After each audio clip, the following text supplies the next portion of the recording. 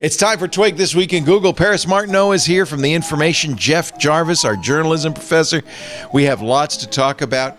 Meta is pushing Apple and Google to do age verification. Paris just did a whole piece on age verification technology and The Information. She explains what the latest AI technology can do, but is it a good thing? We have a little, I guess, a little bit of a debate over this. Elon Musk unleashes his army of sycophants on lowly federal workers. Doesn't seem like a good thing at all. And then, do you own your tweets? X says no, it's our property. All of that and a whole lot more coming up next on This Week in Google. Podcasts you love from people you trust. This is Twit. This is Twig, This Week in Google, episode 796, recorded Wednesday, November 27th, 2024. Holding space for Defying Gravity. It's time for Twig This Week in Google, the show where we cover everything but Google. Actually, today we have some Google news. So it'll be about Google, but also about the internet and social media, about the media climate in general, about everything that's going on in the world around us. Because, you know, when you have such a good panel, you got to talk about everything. Paris Martineau is not here, but there. She's in Florida. I am. Yeah. I'm in the bad place, as they say. No, it's the good place. When you're there, just click those ruby slippers and there's no place like home. I take it you're there for Thanksgiving. Thanksgiving? What's that? No. Is Papa going to do the turkey fry again? He is. I am right now staring at a giant silver pot that the turkey is going to be deep fried in. He put it in the room in case I wanted to show it on the podcast. Show it off. Okay, hold on. Come on. While she's preparing, that's Jeff Jarvis, who is the professor of journalism now at Stony Brook, formerly the Craig Newmark Graduate School of Journalism. At CUNY. Now he's at SUNY. He is also going to be teaching at Montclair State University. What does that say? Attention. It says attention chaud. Chaud. It's a attention chaud. What if you don't speak French? You get burned. Now, I'm going to pass along a little tip, Paris, that your dad ought to know. I'll wait till she's back on headphones. Which is don't do it inside, and also make sure you defrost the turkey so it doesn't explode. Yeah. And the other key is not to overflow the oil onto the flame where it will then catch explode. on fire. So what I was told yesterday by our Mac Break Weekly team is you put the turkey in the pot, you then add the oil, making sure that the oil plus turkey do not go over the rim, then remove the turkey, heat the oil. Yes, something like that. I think my dad at this point, he's probably been doing this for at least 10 years. He's never more. He's never burned down this. We also do it just in the driveway. Away from all away from any sort of thing about us. Yeah. There is video in the past. If it's not raining tomorrow, I will be posting a video of him doing it. Does he have a derrick? He's very excited. A turkey derrick? Yeah, what to lower the turkey into the bath? Yes. You're just getting the derrick. Can't be that big of a derrick. This? Oh, it's a hand derrick. The turkey goes on this, and then this sits in the pot, and then he uses it to pull it out. Does he do it with his bare hands? Sometimes, but I think that there's like a glove situation. I can't recall. God. I know that I have, in the past, before I took medication for anxiety, was very concerned about him burning himself. Oh, now you're so calm, right? No, I'm fine. Dude, do whatever you want, man. It's okay with just me. Just like, it's not really my problem. Whatever. Whatevs. We're living through chemistry. It's a great thing. So here's the fundamental question. What does it taste like? Fantastic. I mean, so deep frying a turkey, you'd assume that it'd be like super crispy on the outside. And it is crispy. It gets a nice golden brown. It's lovely, but then it's also moist on the inside. How long do you submerge it in the boiling oil? Maybe like 45 minutes. Oh, it's pretty quick. That's another good reason to do it. Yeah, we also, before we cook it, we get kind of those a buttery Creole based, and then you inject the turkey all over Oh, my so that butter God. gets under the skin and things like that. And then you rub it, of course, the spices. Then you put it in there, and we wait until about 30 minutes before the feast is set to begin, and then we're good to go. I'm also going to be making tomorrow. I'm making a coconut caramel tart, and I'm always the person who makes the stuffing. I've got a. What's your stuffing recipe? It's a great question. Let me see if I can pull it up here. No, you don't have to give it in detail. Is it a cornbread stuffing, a regular? It's a normal bread stuffing. It is no orange fantastic. juice, no Italian orange sausage. juice. Oh, Italian chestnuts? sausage. Can you stuff it Italian in the turkey? sausage. No, we don't stuff it in the turkey because then it would be fried with it. I don't know. Yeah. It's No, I you guess don't. ostensibly dressing, but I think stuffing is the right way to do it. Italian sausage is in that. Onions, shallots. Apples. It kind of goes in with what's it called? Celery, as well as a kind of chicken broth thing. It ends up fantastic. And then, of course, I usually do a mixture of Parmesan cheese because Parmesan is perfect, and Fontina because Fontina gets that pulliness as far as cheese goes. Oh, this sounds really good. You put that on the top? It's really good.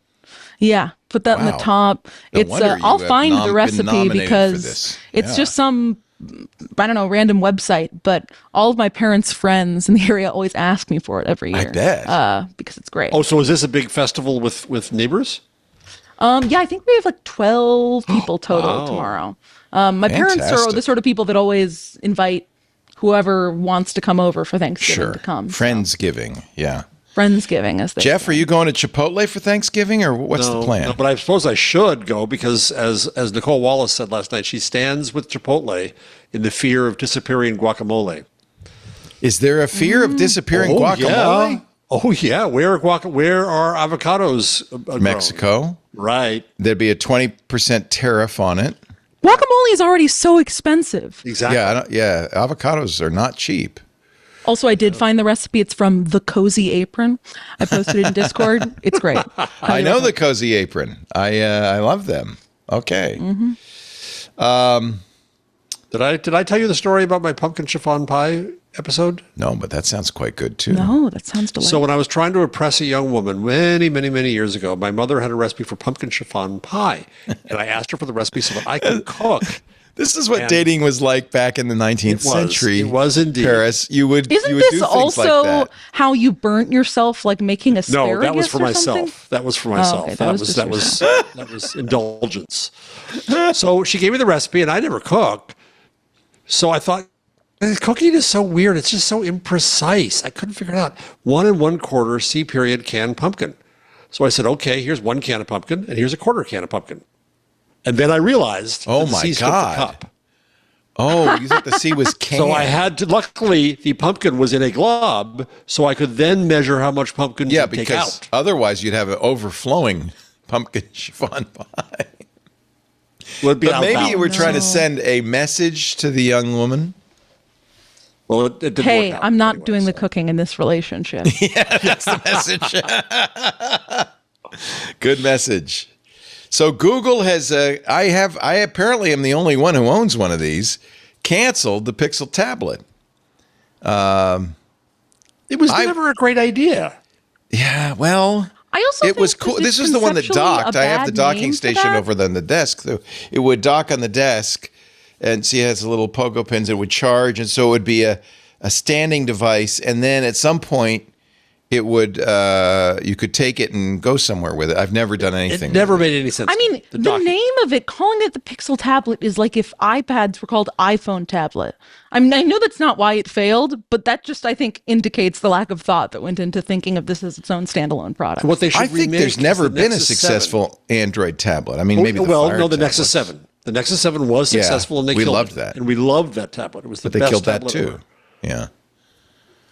Well, there won't be, although they had already done, apparently, according to Android Authority, considerable work on the Pixel tablet, citing fears the product wouldn't sell very well. From experience. Yeah. Now, this is from a source. This is not public yet. Well, I wonder, too, whether this has an impact on the reports we talked about last week, which are just reports, that if the next Pixel book is an Android product, Maybe they Right. want to confuse things with this. Do you think, by the way, that we were talking about this on Windows Weekly earlier, that Google was maybe prescient or got a tip that the Department of Justice was going to try to get them to sell Chrome, and at that point they said maybe we better have a plan B for the Chrome books? That's what I Chrome kind of OS? hinted at last week. Yeah, I think that's, but Chrome OS is one matter, and Chrome browser is another. Is it? If you sell Chrome, do you still get to do the Chrome OS? I don't know. Who knows? The whole plan it's not makes going to no ever sense to happen, me. so it doesn't really matter. But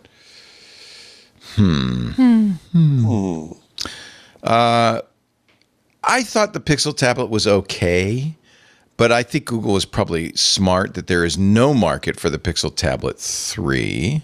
What made it just okay, as someone who hasn't messed around with it? The biggest problem with Android tablets is that Android apps are really not well designed for tablet Right. screens. So it is a Pixel. It's a phone. Which means with they're a also really not well big designed screen. for laptops, which is going to be an issue if they do make a Pixel book. I don't know. I mean, I don't think it's far worse than the iPad, really. I mean, it's, here's the Google Chrome browser in it. I mean, you could sit there with it in your lap, just like you would with an iPad. And Do you it's use, kind of, What do you use what's an wrong iPad with it is for? you see the aspect gonna say. ratio is 16:9. That is messed up. It's too thin and wide. It's computer sized. Yeah. And I think I'll compare it to the iPad. Here's an iPad mini, which is just a little Paris bit just asked, what do you use the iPad for? Anything? nothing. I was going to say, I've never heard someone tell me what they use. I guess my parents use iPads, but just as books, like e-readers. It's a decent reader. I mean, the iPad mini, which this is a reader size. So it's good for a reader or lying. It's basically, this is my lying in bed looking at TikTok, Reddit, that kind of thing. YouTube. I used my Nexus 7 in the old days to watch shows and movies on the plane. Yeah. This would be good for that too. Then the big iPad is so big, it's really a laptop. In fact, the way Apple wants you to configure it with the keyboard, it is look at it. It's a laptop, but it's a touchscreen laptop. So Apple is very schizophrenic on this thing because it really is their touchscreen operating system. It's not a Macintosh. How do I turn it on? Oh yeah, there we go. I guess I turned it off. And it has a Do you ever pencil. use it? Do you use that? No. You know Judging what? by the fact that it was off, potentially Yeah. not. Well, it was off for another reason. It was off because it steals my mouse. But that's a complicated. I don't want to get into it. But I don't want to talk about it. But what this is really good for is photography. So that's really what that's really the one thing. So when I get It's good for it's good for taking photos or editing. No. It's good for processing photos. So I connect Really? I connect my camera up, download the photos wirelessly, and then I have a bunch of different apps that I can use, like Photomator, which Apple just bought, or Darkroom, or there's quite a few really good Affinity Photo, very good apps for editing photos on here. And this has a very good, very accurate screen. So it's actually a good choice for photo editing. And the thing is, with photo editing, I have the pencil and I have my finger, so you can kind of do it in a more natural. You're not using a mouse; you're actually touching it, enlarging it, resizing it, sketching out colors and stuff like that. And I think that actually is a natural workflow. At least that was the story I told myself when I spent $2,000 on this.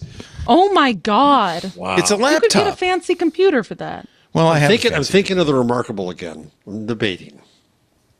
So, Mr. Steve We were Gibson. talking about this before the show last week because Jeff and I are both big paper people. Yeah. When it comes to I like the planning. Remarkable.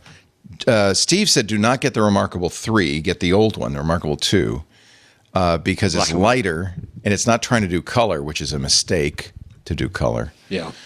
I had the Remarkable. Actually, I gave it to Micah, but I think the Remarkable was quite good. I like the Remarkable quite a bit. I also have the Amazon Kindle Scribe, which is pretty big. And you can read books on it, but you can also, it has a pen and you can annotate with that. I think the Remarkable, if you take handwritten notes, Steve uses it for his coding notebook. So a lot of times when you're writing solving a computer problem, it's easier to visualize it if you sketch it out. And it has kind of infinite graph paper, right? So it's very nice. Paris and I use it, correct me if I'm wrong here, Paris, for marking up documents, for reporting. Well, we talked about marking that, Jeff. up documents, or also I like do very in-depth written outlines when I'm working on a kind of a gnarly story. And then with your hand. With my Isn't hand, outlining easier on a keyboard? Yes and no. When I type something, it leaves my brain in a way that writing it down doesn't. Yeah. And also, frankly, what I've realized, the reason why I end up doing paper outlines is because I like one of my biggest problems, second, I guess, to when I'm writing, is figuring out what the beginning of a story is. I can't do anything else till that. But then it's organizing all the different discrete parts. It can really gum up my workflow if I'm trying to think about how things should go. So I will write all of the discrete parts on different pieces of paper and then lay them out on my kitchen table or on the floor and then move them around until I figure out the correct order. It's so funny. But I guess I could do that with something digital. Did you come up with that on your own? I did, yeah. Well, it's funny you should say that, because that's exactly what Strunk and White suggest. I mean, that goes back to the 40s. Really? But they suggest you cut out, you take your thing and you cut it out and you rearrange it, just like you're doing. It's brilliant. I mean, yes, because that I've realized will often be the thing, is I will be writing a section and then be like, well, should it go before or after this section? And then I will hem and haw and sit there frustrated for 30 minutes because I can't complete a section till I know what begins and ends it. And it's much better if you just write a quick little outline of each one and then move them around. Did you in J school or later in life, or maybe in high school, did you read The Elements of Style by Strunk and White? No, I didn't. I should. Jeff, I you know this take book, journalism of course. school. Oh, yeah. I didn't do journalism school. This is a little skinny book that is a classic. There's E.B. White is a major writer. Oh, on his yeah. own, Charlotte's Web and all that, and so the fact that he was part of a style piece. And it's skinny and it's very simple. And I've lived the Strunk and White lifestyle my whole life. There's another book that's less known by, who is the guy who wrote I, Claudius? He was a kind of scratchy, Robert Graves has a book on writing. Let me see if I can find this that I really liked. Do you read books on writing at all? Yeah, I've read The Art and Craft of Feature Writing, which is by William Blundell. It's based on the Wall Street Journal's guide, and I like that. Does that include a necessary insertion of moral panic about technology and hate for the internet? Probably, yeah. Yeah. Bloomsbury, Jesus, no. Bloomberg used to have the Bloomberg way. Yeah. And it was very idiosyncratic, and you had to follow these rules exactly. No, I'm not talking about. Stephen King has a very good book about writing that I like a lot. My chief takeaway from that is don't use adverbs. Ever. Ever. Nothing with ly, ever. And then Annie Lamott has a very good book about writing. I don't know why. I don't write, but I read books about writing. I would really recommend then, have you read Robert Caro's Working? No, I haven't. I love Robert this. Caro, of course. Because it as is you all know, about his process and how he has decided to write and work throughout his life. It's very interesting. Yeah. And his interview style, something that sticks with me from that is when he was interviewing when he moved to Lyndon B. Johnson's hometown in order to basically... Can you believe he did that? He moved there with his wife, lived there for a couple of years because people aren't going to tell me anything. His wife is his research assistant too. Right. But he's like, people aren't going to tell me anything unless I show them I mean business. So he moves there. But then he had this great bit of advice for when you're doing a tough interview. And he, of course, takes all of his notes handwritten, which is crazy. But he's like, whenever someone would be telling me something I really wanted to hear, I would be compelled to try and interject, be like, oh, and ask questions. But he's like, instead, I'd force myself to look down at my notebook and write SU, which stands for shut up, shut up, shut up, shut up, that's shut up. so great. And it's just be quiet for as long as possible because people will continue to volunteer information. Absolutely. If you just They'll let the fill pauses get uncomfortable, silence, they will fill the silence. Yeah, for you, I would think that's what you, because that's your craft. Yeah. I don't know why. Here's another one. This is the Robert Graves book, The Reader Over Your Shoulder, which I think is less known than in The Elements of Style, but I thought was just as good. I mentioned Stephen King's book, and Annie Lamott's book, I think, is called Bird by Bird. Let me see if I can find it. She's a wonderful writer. I have an illustrated fancy version of Struck and White back there. Oh, that's fancy. Yeah. Yeah, Bird by Bird. I think you might like Bird by Bird because it's not just about writing; it's about living well.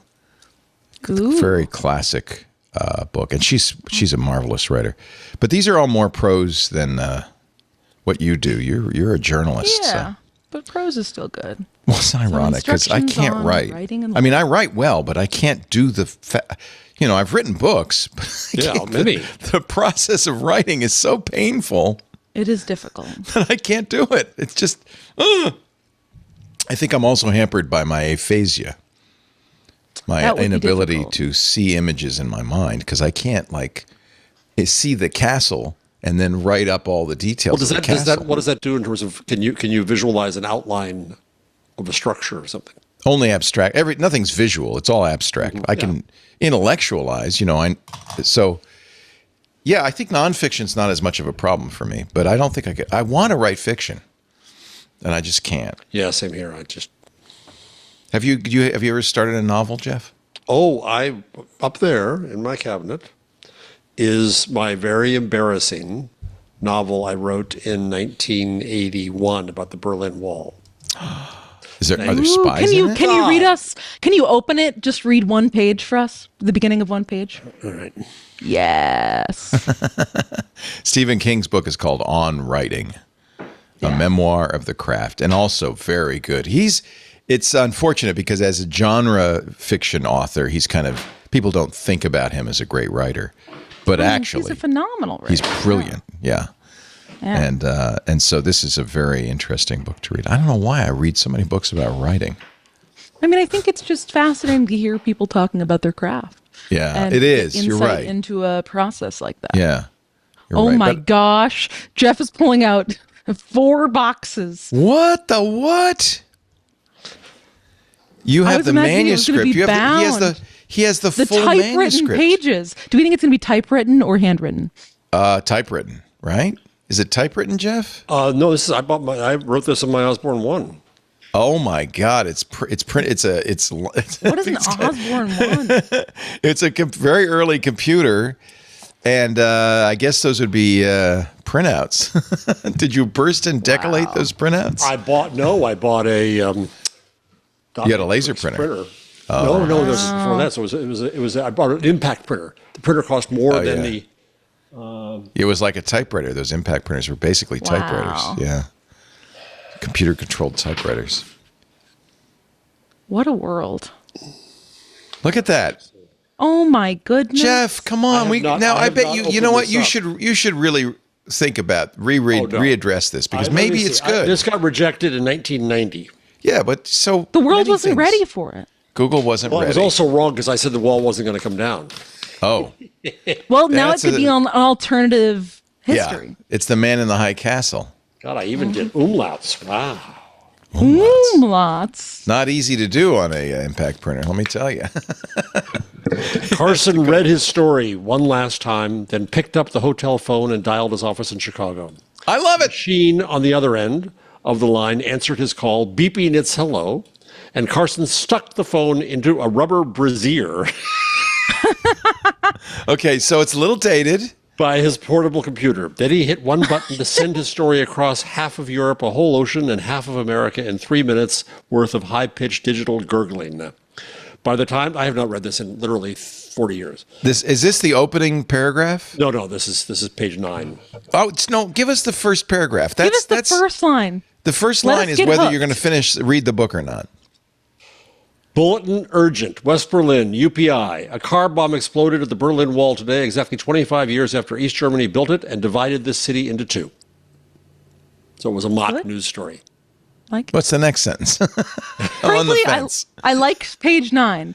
Yeah, 9 was good. I thought that was good. All right, I'll skip the next paragraph. Especially on the a Chicago newspaper, an editor named Frank read the green computer screen. That itself dates it. See, you know what? This is because you love technology. This is great, honestly. Yeah. I like that this is a beautiful blast from the past. Now Wait a few more years, and it will really be retro. It'll be so people will love it. That carried the news and shouted, "Carson!" Wow. So Carson is a reporter. Chapter 2. Berlin, August 14. The dike has cracked, but still nothing can flow through, save sound. Carson read his paragraph, grinned at it, then erased it from his small gray computer screen and started Carson typing is again. you. He wasn't writing a novel, only a news story. Okay, that's enough. I like it, Jeff. I have not opened that up literally since 1990. I think you should readdress this. Paris I and do think you should encourage publish it. The only people who read it were my parents. I Well, regret there's to your say problem. that because it had a sex scene in it and they made fun of me for it. Aw. How old were you? Well, it was in... I was in my late 20s. You were Paris's age. Now, here's the thing. Here's what I would do. Don't publish it. Forget publishers. Oh, Jeff, God, no, it's embarrassing. we're going to turn it into a podcast. Jeff, you're gonna need a third podcast. That's what you need. And awful. are there male and female voices in this? Is there a Carson? Oh, yes. Oh, yes. And is there a woman in this? Yes, Yes, because that's sexy. he falls in love with an East German woman, and they can't get Paris, together because let's the wall hear your keeps them German. apart. Let's hear your East German accent, Paris. I'm going to direct At this. one point, I could do a German accent, but I can't anymore. I don't know what No, this it sounded is. Irish. You sounded like you're Irish. Sounded German. Irish. Yeah, you have to be a little more staccato. I have to be a little more staccato. Yeah. But I think we could stop. work on it. Maybe We could work listen on it. to there some was stuff. a time when I could do a German accent, but that was high school. I've lost it. You're going to have to do a sexy German. What's her name? I don't know what her name is. I can try to find it. And I'm trying Carson to think is of who the you, German obviously, was in Jeff. Austin. Would you- Goddamn, the thing is 568 pages. Well, that's Well, typewritten. it'll be a multi-series podcast. I honestly think, are there cliffhangers, like moments where you go, what's going to happen next? I don't remember. You got to digitize this, Jeff, and then we Oh, can, God, no. you know. Oh, God, no. Look, I'm looking for scripts that we can act out. Somewhere I have 5.5-inch discs of it. Paris, would you like to I think be I part can. of a radio drama? I would love to be part Petra. of the Yeah. drama. Her name was I- Petra. Oh, You're Petra's a I've great cast name. you as Petra. Petra. Petra Martineau. And is there? I could be the narrator. You're going to need a narrator because it sounds like it's not all dialogue. Yeah. Or I could be the cantankerous newspaper editor. Cousin, Or maybe it was, get in here. Maybe it was that's perfect. Yeah, maybe it was Uta Kraft. I can't remember who. it was. Uta Kraft. Craft. I think like I it. think it was Petra. Start casting it. Yeah. John Ashley, what do you want to play? I need a role. I think he's got to be an East German guard. A mean. Can you be guard. Achtung, mach schnell? I'm not going to attempt to do it. No, I don't get paid enough for that, Leo. There'll be money in it for you Humiliation, because this is Yeah. going to be huge. It's gonna This go is the viral. next Wicked. Oh, no one's ever No seen this. amount of the money next will try to Wicked. get me to do a German accent. Thank you very much. I love the. Let's see. Should we take a break? Yeah, let's take a quick break, and then I will get to the next story. After that diversion. You know what? That's what this show I think is we got known big for. money here. Yeah, and I've been looking for. I want to do radio theater on podcasts. Unfortunately, I'm late to the game. I had been thinking about this for 20 years, and then, of course, many people have done it, like The Moth. But I would very much like to take your novel and dramatize it. I think that would be great. It's no worse than Megalopolis. It's bad. Did you see it, Leo? Not yet. I'm waiting until it comes out in streams. So It's far, out it on hasn't. It may streaming. not. It's out. Is it out in streaming? Is it out right now? Really? I thought so because I saw people posting. Well, they promote it. Or if you want to watch it for free, you can watch a really poorly AI Yes, read it's out version. on streaming. Yeah. Okay, good. It's I'm gonna, $20, but it's out on streaming. you know what? Francis deserves my money. Leo, I want to save you $20 though. You should go look up movie. An I would AI? argue. No, you I would need- argue it's worth It's worth. Or you can go to YouTube, go to movie recaps, and look up the AI summarized version of Megalopolis. No. No, it's already basically the AI summarized version. It is. So, and since I was in it in the ratings. original incarnation, I think I need to buy this and see if I was Adam Driver, or maybe I was Giancarlo Esposito, or maybe I was Nathalie Emmanuel. I don't know. 2.1 stars. Hold on. I just posted a link in the Discord that is someone compiled some of the craziest things that happen in Megalopolis, because it's now on streaming if you want to watch a couple of them. Oh, spoilers. Or you could keep your mind pure. Wow, there's a chariot race? There's so much in this movie. I can't decide between this and Wicked. I don't know. There are multiple dick jokes. It's like a whole thing. Really? Yes. Francis is quite a piece of work. All right. I can't wait to watch this tonight. It is available, and I will be watching it. How's your Nick Vember going, by the way? It's going great. This is a long month, isn't it? Almost at the end, yeah. It's quite a lot of Nick. It's Are you going to subject your family to anything? I am. They're excited. They have a whole. What are you watching tonight? It's a great question. Maybe Con Air or Moonstruck. Oh, that's good. The folks would like that one. Yeah, that's a parent people pleaser. Pleasers. Yeah. All right, let's take a break. We were saying that before, but we've got to do it because we have a lot of ads this episode. We do. We have a lot of ads today.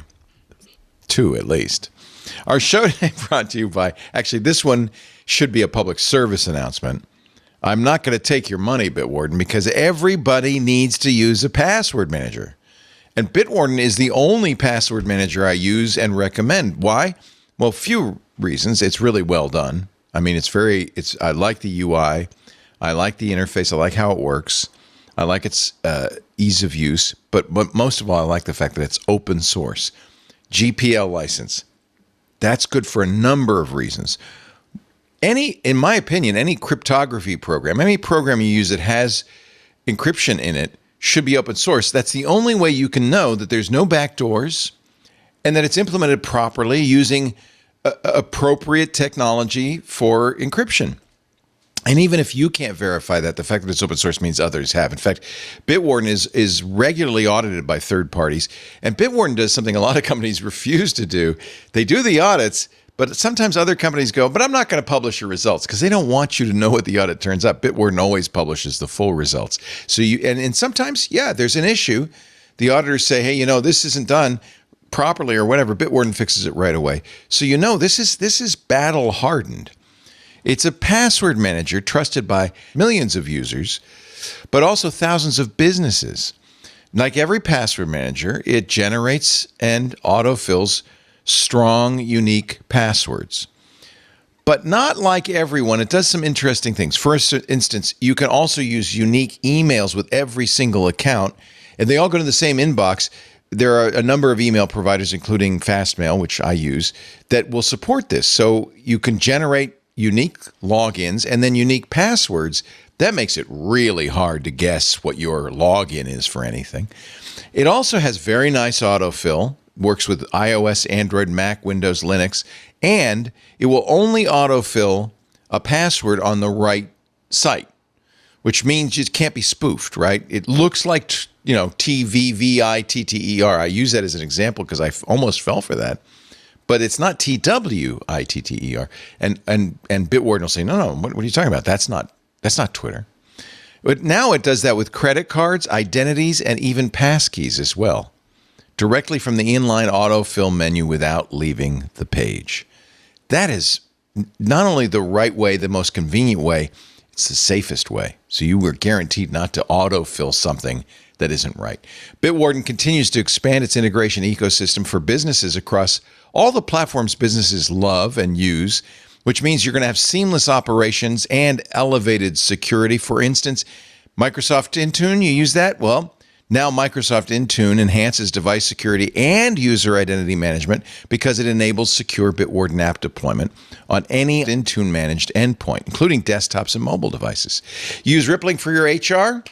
Rippling makes it easy to onboard and offboard employees with Bitwarden, allowing IT teams to assign and revoke access as they join or leave. That's really nice. To use Vanta for compliance, Another one of our sponsors, Vanta and Bitwarden Compliance together, Vanta Compliance and Bitwarden Password Manager together will audit and report with Secure Password Manager so that you can demonstrate your compliance with security and passwords.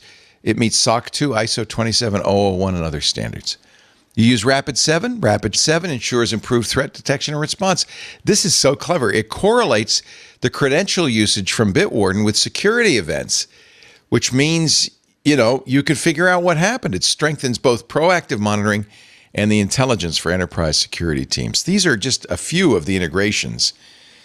Bitwarden works with your stack to centralize security management across the entire enterprise and on employee devices as well, which gives you better control over sensitive information. It is such a great tool for business. And of course, Bitwarden users can seamlessly connect tools for IT management and compliance and security automatically to improve and standardize the deployment of enterprise credential management throughout your organization. You deserve a cost-effective solution that can dramatically improve your chances of staying safe online. You need Bitwarden. It's only a few minutes to set up. Bitwarden supports import from all the major password management solutions, so it's very quick. And as I said, because it's open source, you can be sure it does exactly what it says it does. And I should mention, this tomorrow, Thanksgiving in the United States, if you're going to dinner with family and friends, ask them. Just say, hey, what do you do for password management? And if they tell you, they've got, I got it all in a Post-it note on my screen, or what do you mean all in? Well, I only use the same password everywhere. Don't freak out. Just gently tell them about Bitwarden. And one of the nice things is for individuals, Bitwarden is free forever. You can also get a free trial of the Teams or Enterprise plan. All you have to do is go to bitwarden.com/twit. Tell them about it. You'll be doing your family and friends a favor. Bitwarden.com/twit. We thank them so much for supporting This Week in Google. You support us when you go to that address, bitwarden.com/twit. I do think one of the funniest possible things you can do at Thanksgiving is saddle up next to your family and say, hey, what are you doing about passwords? Here's an even better one. Go wherever the computer is in the library and look at the Post-it notes, write down the password, and then sidle up to him and say, is this your password? And see what they do. Actually, there was some list of the most popular passwords released a week or two ago. And they're hysterical. Yeah. Two of them that had reached the top in the U.S. were internet and computer. And that just makes me giggle. But you know that probably 80% of the general populace does that. Yeah. Oh, of course. The dumbest possible password. Yeah. I have a friend, Randall Schwartz. He used to host our Floss show. He's a well-known computer coder, also kind of a hacker in his own right. He used to go on every geek cruise with us. We'd go on these cruises and do geek stuff. And on one of the cruises, he was doing that. He was writing down, because he was watching Wi-Fi traffic. This is in the days before the traffic was encrypted. Mm-hmm. And he would write down the person's password, write it on a piece of paper, and go up to him and say, is this your password? Oh. I told him, Randall, stop. The point is well taken, but that's not the way to do it. What was the reaction usually? Well, when he did it to me, my hair was on fire. I said, what? He said, Wi-Fi, unencrypted. I said, oh, yeah. Nowadays, by the way, almost always when you log into something, everybody's encrypted now. So that would no longer work. And two-factor. I had one account that I hadn't done two-factor on yet, and coming back from Germany, I'm waiting in line to get on the plane, and I get a text from this institution saying, your password's changed. If you didn't do it, call. And it's an account that mattered. So I'm hurriedly calling, getting the account locked. Good. And must have been a hotel. Must have been. Yeah. Two-factor. Wow. And so I two-factored it. I just finally did my onboarding for Stony Brook University.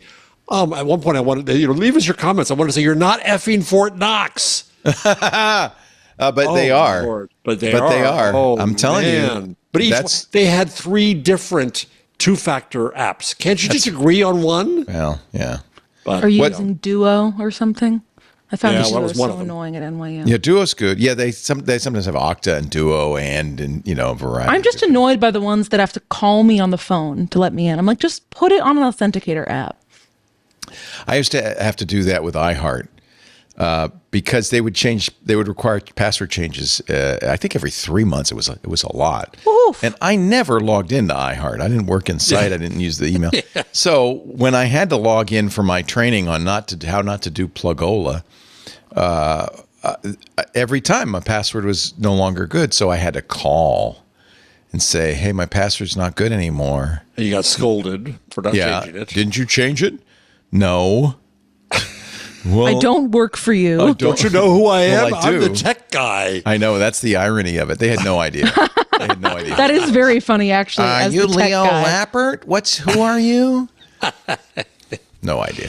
So Meta has come up with a clever ploy, and I'm curious what you think about it. We're talking about age verification, and there's a drumbeat going, boy, in Washington. Wait till we get to DC. Australia on this story. Yeah. And all over the world, where they say it's up to, these social networks have to verify the age, make sure they're not serving kids, which I understand the motivation. But it's also, as you know, very difficult to do age verification and preserve privacy. If you're doing it, you have to do it for everybody, every user. And that means, what, am I going to give you a picture of my driver's license? Hell no. So Meta, who, Instagram, WhatsApp, and of course Facebook, they don't want to do this. So they are lobbying hard in Congress to say, oh no, it's not our job. It's the App Store's job. Make Apple and Google do it so we don't have to. Oh, nice try. Apparently, according to the Washington Post, they're making headway in this. Oh, Jesus. In this lobbying. Well, There's and Mike the new Lee from Surgeon Utah. General, the new Surgeon General thinks that we all should ban, like Australia, children under 16 from social media. Well, So this is and I mean, gonna it's take quite off interesting. here. I wrote a story this week We have the expert on right one here, of the ways yes. that we're doing it. Oh, I good. put it underneath that story we were just talking about in the rundown. So right now, the way that Meta and TikTok, Meta recently rolled out these Instagram teen accounts, and the underlying, Which, by the way, thing that's a good idea. They're advertising it like crazy. But the underlying question with all of these pushes for, regulating kids in social media, something like COSA, teen accounts, is how the heck do you determine if someone's a kid or not? Because anybody can just put in that they're 75 on Right. My kids did. the internet. Yeah. And how they're increasingly doing it is through facial age estimation. Yeah, That sounds dystopian, but is surprisingly, I don't know. I had been looking into this quite a bit because I had heard a question that I had been asking in my field of work is there are all these attempts to figure out how old are kids. And one of them is the traditional form of age verification or identity verification that involves an ID. And that's not super viable for most people because, one, kids don't have IDs. Two, no one wants to upload their ID for every website they go to on the internet, be it porn or social media. But turns out the middle ground of this is this thing called age estimation. And in specific cases, like for Instagram and TikTok, they're turning to facial age estimation. Isn't there and they're racial issues there? Yes, but they're increasingly using one provider, this which I profiled in my story this week, this British company called Yoti.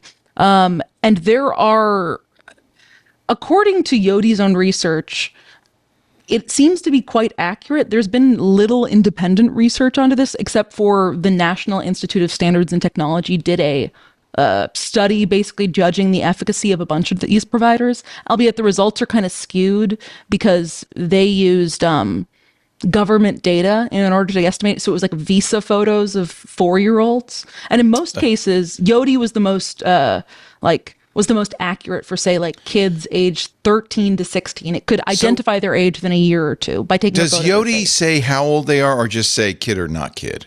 They say kid or not kid. And so that's the thing is Yoti might be a year or two off, but really what they're doing is say Instagram wants to check whether or not people are 17 or under. And if they are 17 or under, they're going in a teen account. If they're 18 or over, they're going in an adult account. And the only what Yoti issue recommends.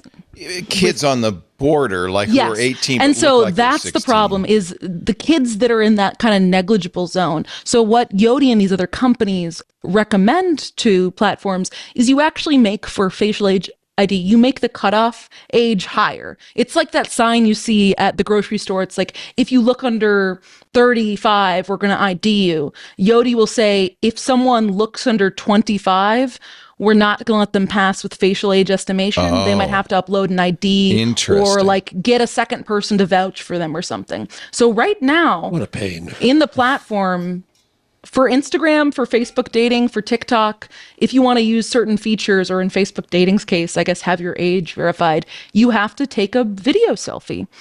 And Instagram says, Meta said that it caught something like 96% of teens trying to change their accounts in previous tests. But I just found it very interesting. You talk about Louisiana, which has been requiring this for a while now. But Louisiana, how does Louisiana do it? So the interesting thing about this field is there's kind of like 3 different buckets if we're talking about how you're going to figure out what age someone is. The easiest bucket is called like age declaration or age gating. That's a thing pops up, it says, give me your birthday. The medium bucket is facial age estimation, what we just talked about. The hardest bucket is what Louisiana is doing, called identity verification or age verification. That means you have to prove someone's a very specific age. And in Louisiana's case, it's people over the age of 18 and up can visit porn sites. So what porn sites have to do is they connect to this third-party app the state has kind of given the go-ahead for, called LA Wallet, that essentially you upload your ID. I'm going to give my ID to LA Wallet.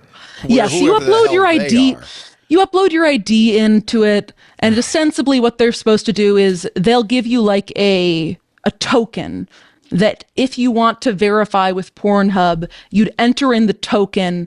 Pornhub doesn't get any information about you, but it does check that token against LA Wallet, and LA Wallet says yes above 18 or no below 18. But LA Wallet obviously has your driver's LA Wallet license. has your driver's license and ostensibly data about what sites you're, Is LA Wallet run by the state of Louisiana? Is it owned by No, Louisiana? it's run by a third-party company. It's a private company. It's a private company, and basically the Louisiana provision for this law says that any third-party company will do. LA Wallet's just kind of the one that has emerged. Let me ask and you so a that's, I think, the big question. problem. Yeah. Back in the day, sites thought that everyone online was from Virginia because we came through AOL. How is geographic targeting now? If you're in Louisiana, what That's happens? another point. It's better, but it's not perfect.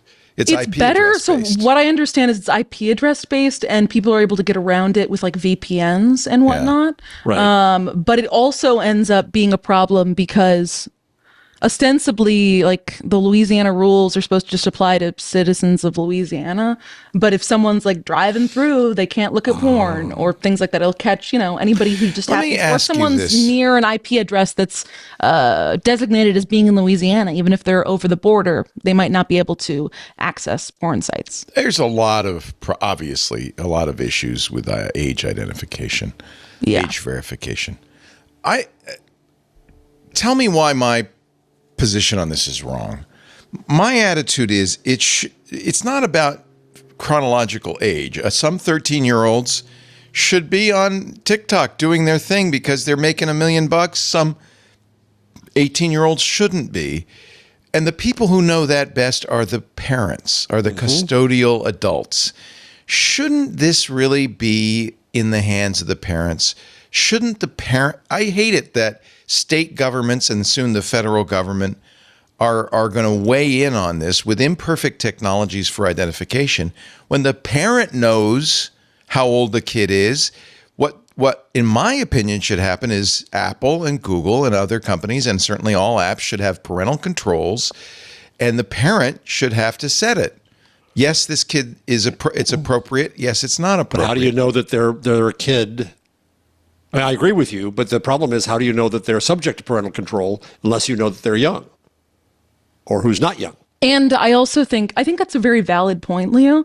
And I think that's a common sense argument here. But I think the issue and how we've gotten to the place we are right now is, up until a couple of years ago, it was basically the Wild West out there. These social media websites, as well as every other website, wanted to know if you were 13 or younger, because then they'd have to deal with COPPA stuff and they wouldn't want you on the platform. Otherwise, you got an adult account. I think it was only like 2019 or 2020 that TikTok even introduced kids accounts. Instagram just introduced Instagram teen accounts. Up until recently, the parental controls were non-existent to very, very small. Right. That's and what this needs got to be be fixed. a very big problem. And so people are pushing, in the absence of past controls, they're pushing for the harshest possible punishments for these companies. That's the mistake. Because they're mad. Yeah. So I think maybe it's going to end up somewhere in the middle. Make the platforms empower parents. And to answer your question, Jeff, if you're an adult, you don't use parental controls. Well, the parental controls are only for parents to turn on for their kids. And if the parents don't turn on for their kids, then there's no controls, and it's up to the parents. It's device-based. Yes. Yeah, so every iPhone has parental controls. Every Android phone has parental controls. Every app should have parental controls that the parent could say, okay, first of all, the parent should say whether Instagram is on that 13-year-old's phone or not. That actually exists now. If Instagram's on there, the parent should have a setting on Instagram that says no, yes. Okay, hold on for a second. What if it's just I'm getting to this stuff through the web? How does the parent know what to? None of this apply. I mean, yeah, you're right. I mean, the web is an issue. That's why it probably has to be at the level of the phone.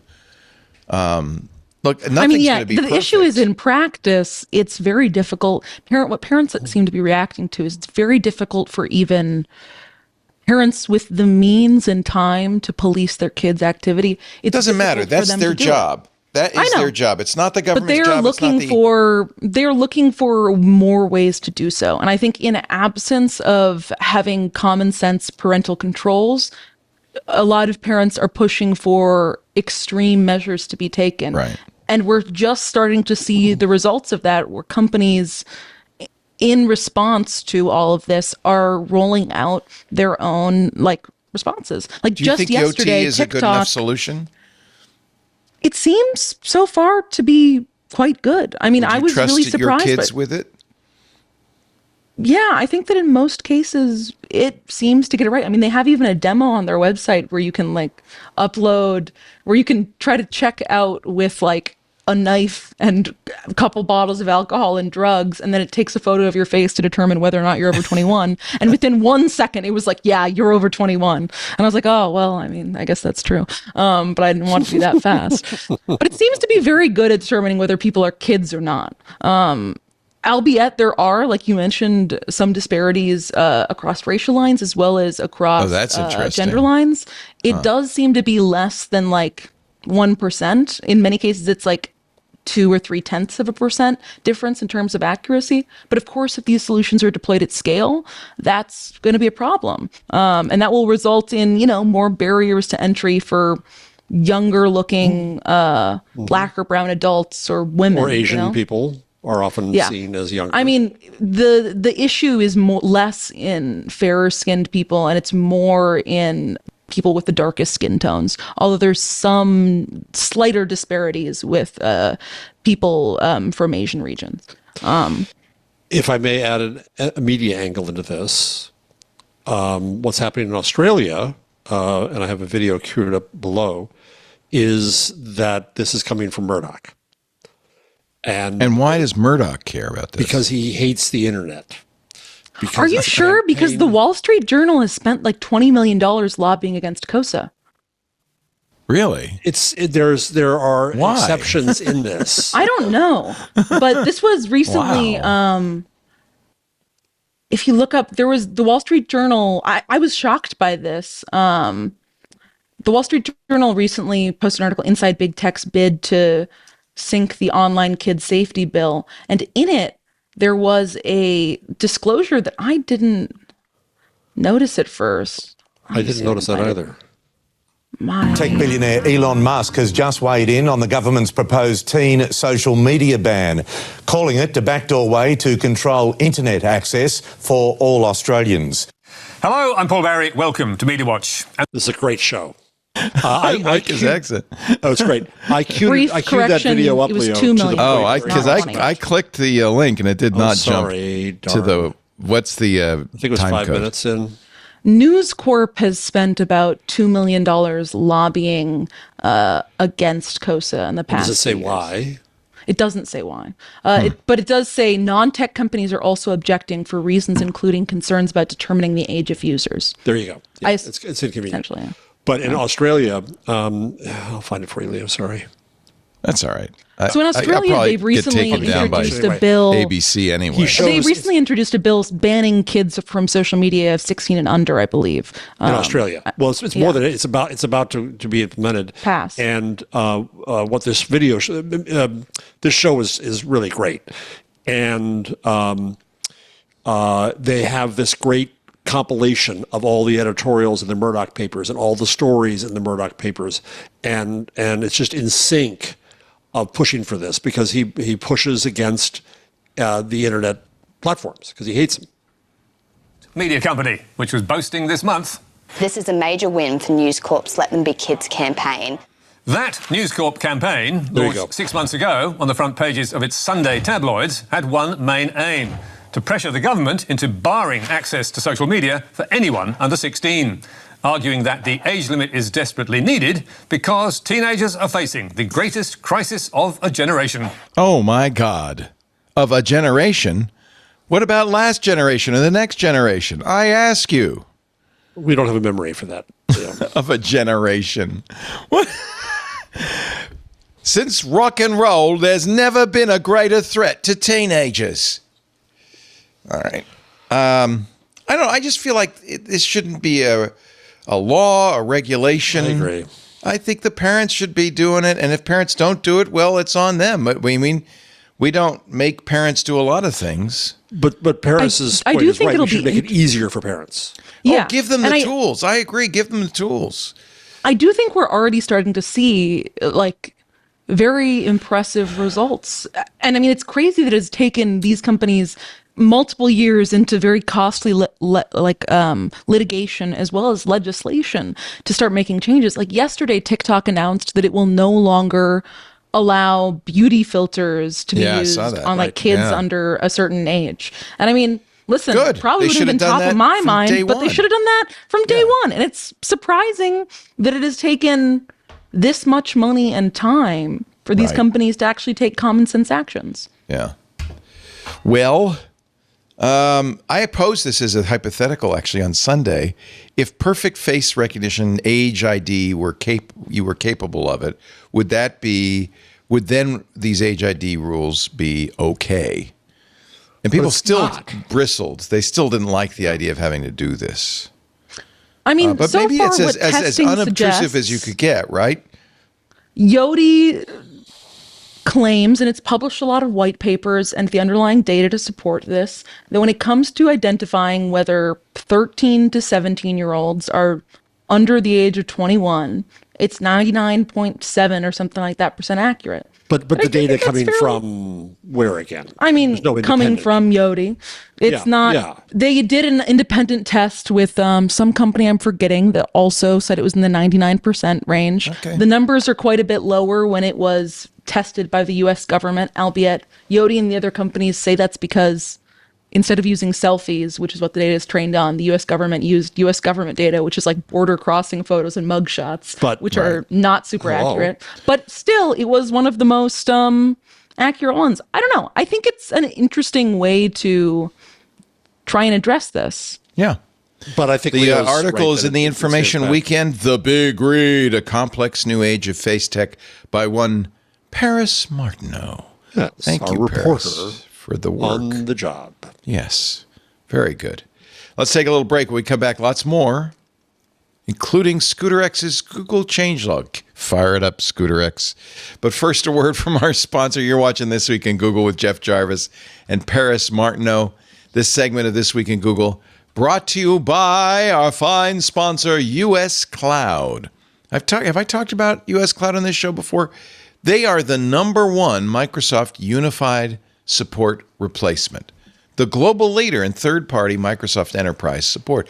You might say, well, what's wrong with Microsoft Enterprise support? Nothing, except what if you could save money, get better support from smarter engineers in less time? Oh, that sounds interesting, right? U.S. Cloud supports 50 of the Fortune 500. Because of that, switching to U.S. Cloud could save your business 30 to 50% on a true comparable replacement for Microsoft Unified Support. Now, I have to say, I had a great afternoon talking to these guys. When they said, I talked about the price, I said, well, you should really focus on the fact that it's better support. It's not cheap support. It's less expensive, but it's better. U.S. Cloud supports the entire Microsoft stack. They're there 24/7, 365 days a year. They respond faster, and they resolve tickets quicker. It's better, and they do it for clients all over the world. You're always going to talk to a human. In fact, expert-level engineers, they work really hard to get the best engineers out there. Average of 14.9 years experience, and that's for break, fix, or DSE. 14.9 years experience. You're talking to somebody who really knows their stuff. You'll also be glad to know that it's 100% U.S.-based teams. Your data never leaves the U.S. And here's something U.S. Cloud does that Microsoft has never done, will not do, financially backed SLAs on response time. And the response time is amazing. Initial ticket response averages under 4 minutes. So, to recap, better support, faster support, and less costly support. In 2023, 94% of U.S. Cloud clients, almost all of them, reported saving 1/3 or more when switching from Microsoft Unified Support to U.S. Cloud. From Fortune 500 companies to large health systems, major financial institutions, and yes, even federal agencies, U.S. Cloud ensures that vital Microsoft systems are working for over 6 million users globally every day. That's funny. I said, how come I've never heard of you guys? And they said, well, that's why we want to buy some ads. People need to know. Brands that trust U.S. Cloud include, get ready for this, some of the biggest and best brands in America. Caterpillar, HP uses U.S. Cloud, Aflac, Dun & Bradstreet, Under Armour, KeyBank. They all use U.S. Cloud. Even the IT folks at Gartner have chosen U.S. Cloud for their Microsoft support. I mean, that's pretty good. There's a quote here from a director of information technologies, and I'm gonna act it out because I want to get a recording of this because it's so great. And within an hour, U.S. Cloud responded with, I want to say, 4 engineers. Not only did they bring the right guys to the call, they brought the cavalry. I just felt like, wow, that was amazing. That was unlike anything I had experienced with Microsoft in my 8 years of being with Premier. We made the right choice with U.S. Cloud. When it comes to compliance, no one gets it better than U.S. Cloud. They are ISO compliant, GDPR, ESG compliance. And these, I got to tell you, after my conversation, I understand these aren't just for U.S. Cloud, just regulatory requirements. They are really strategic imperatives. They drive operational efficiency, legal compliance, risk management, and corporate reputation.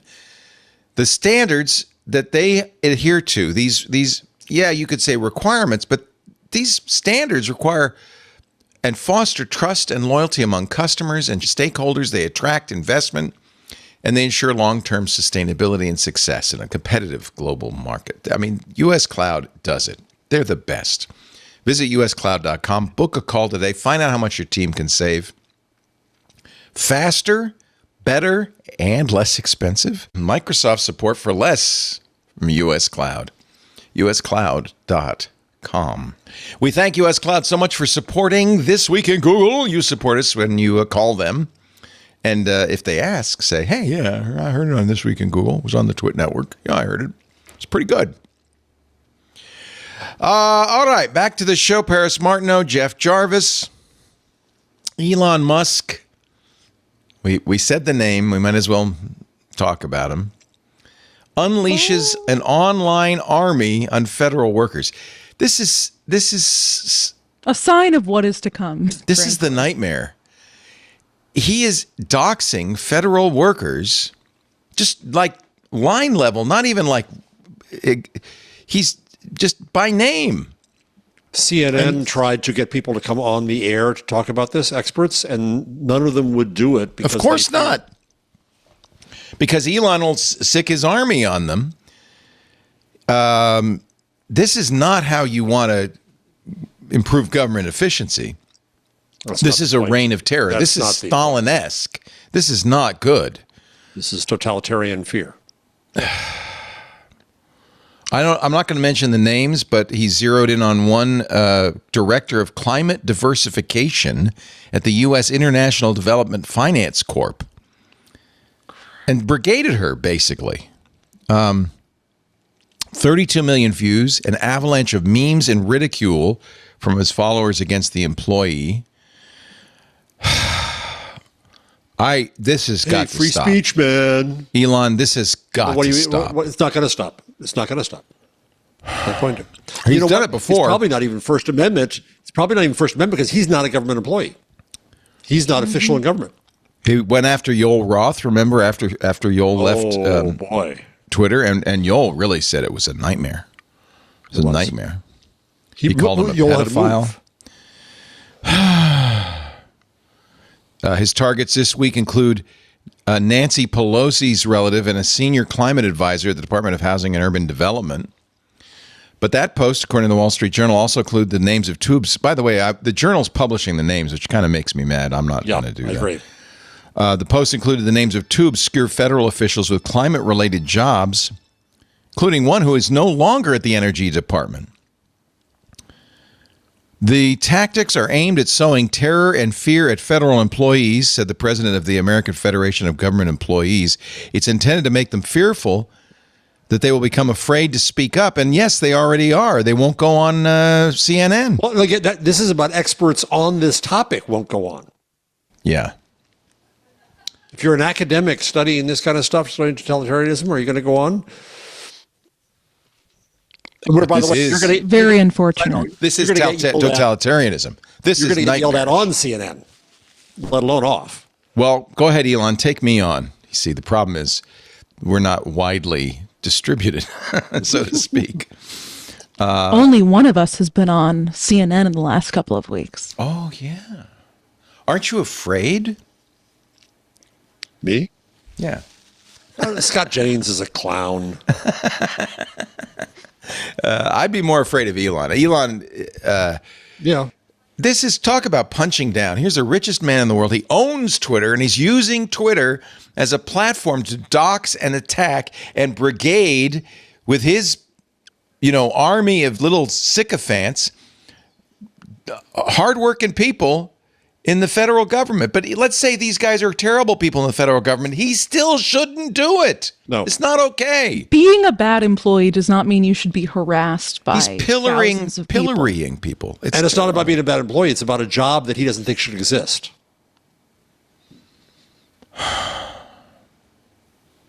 Sigh. I do think it's very funny that this will be his seventh job being the leader of some company or entity. Yeah, can't he hold a job? What's going on? I know I've said it before, but I just finished. I'm going to write a post, I hope, next week when I'm in California, of Hannah Arendt for journalists.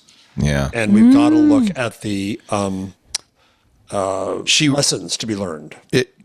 For those who don't know, I'm sure many of you do, she wrote the book on totalitarianism, explaining how Hitler's Germany happened. And the Soviet. And Stalin, yeah. And part of the lesson of this is, and this is a big one for journalists, is that it's about the creation of a fictional world. That the real world that we live in is messy and difficult, and so part of what you do to become an authoritarian and totalitarian is you create a fictional world in which the facts don't matter. Right. And so we in journalism think, oh well, we'll solve this with facts, and disinformation will be solved with information. Nope. And we don't have the right tools to figure this out. How do you deal with Elon? By naming the people he goes after in a huge publication?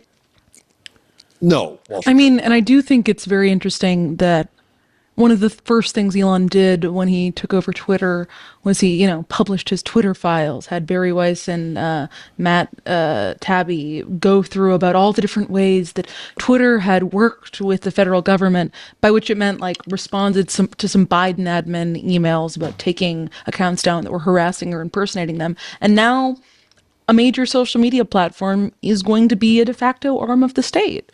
I do think that that's something worth doing considering. Far worse than he is. And it's very strange now that we have a platform run largely by one man that is trying to be the right hand of the president.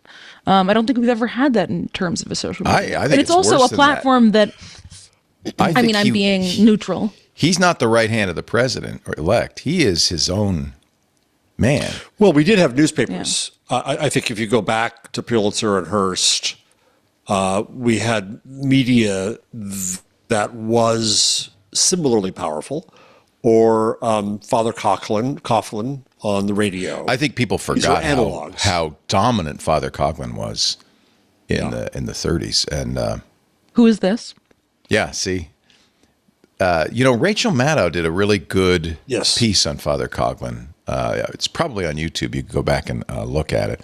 I should warn you, if you're an Elon Musk fan, he says she lies.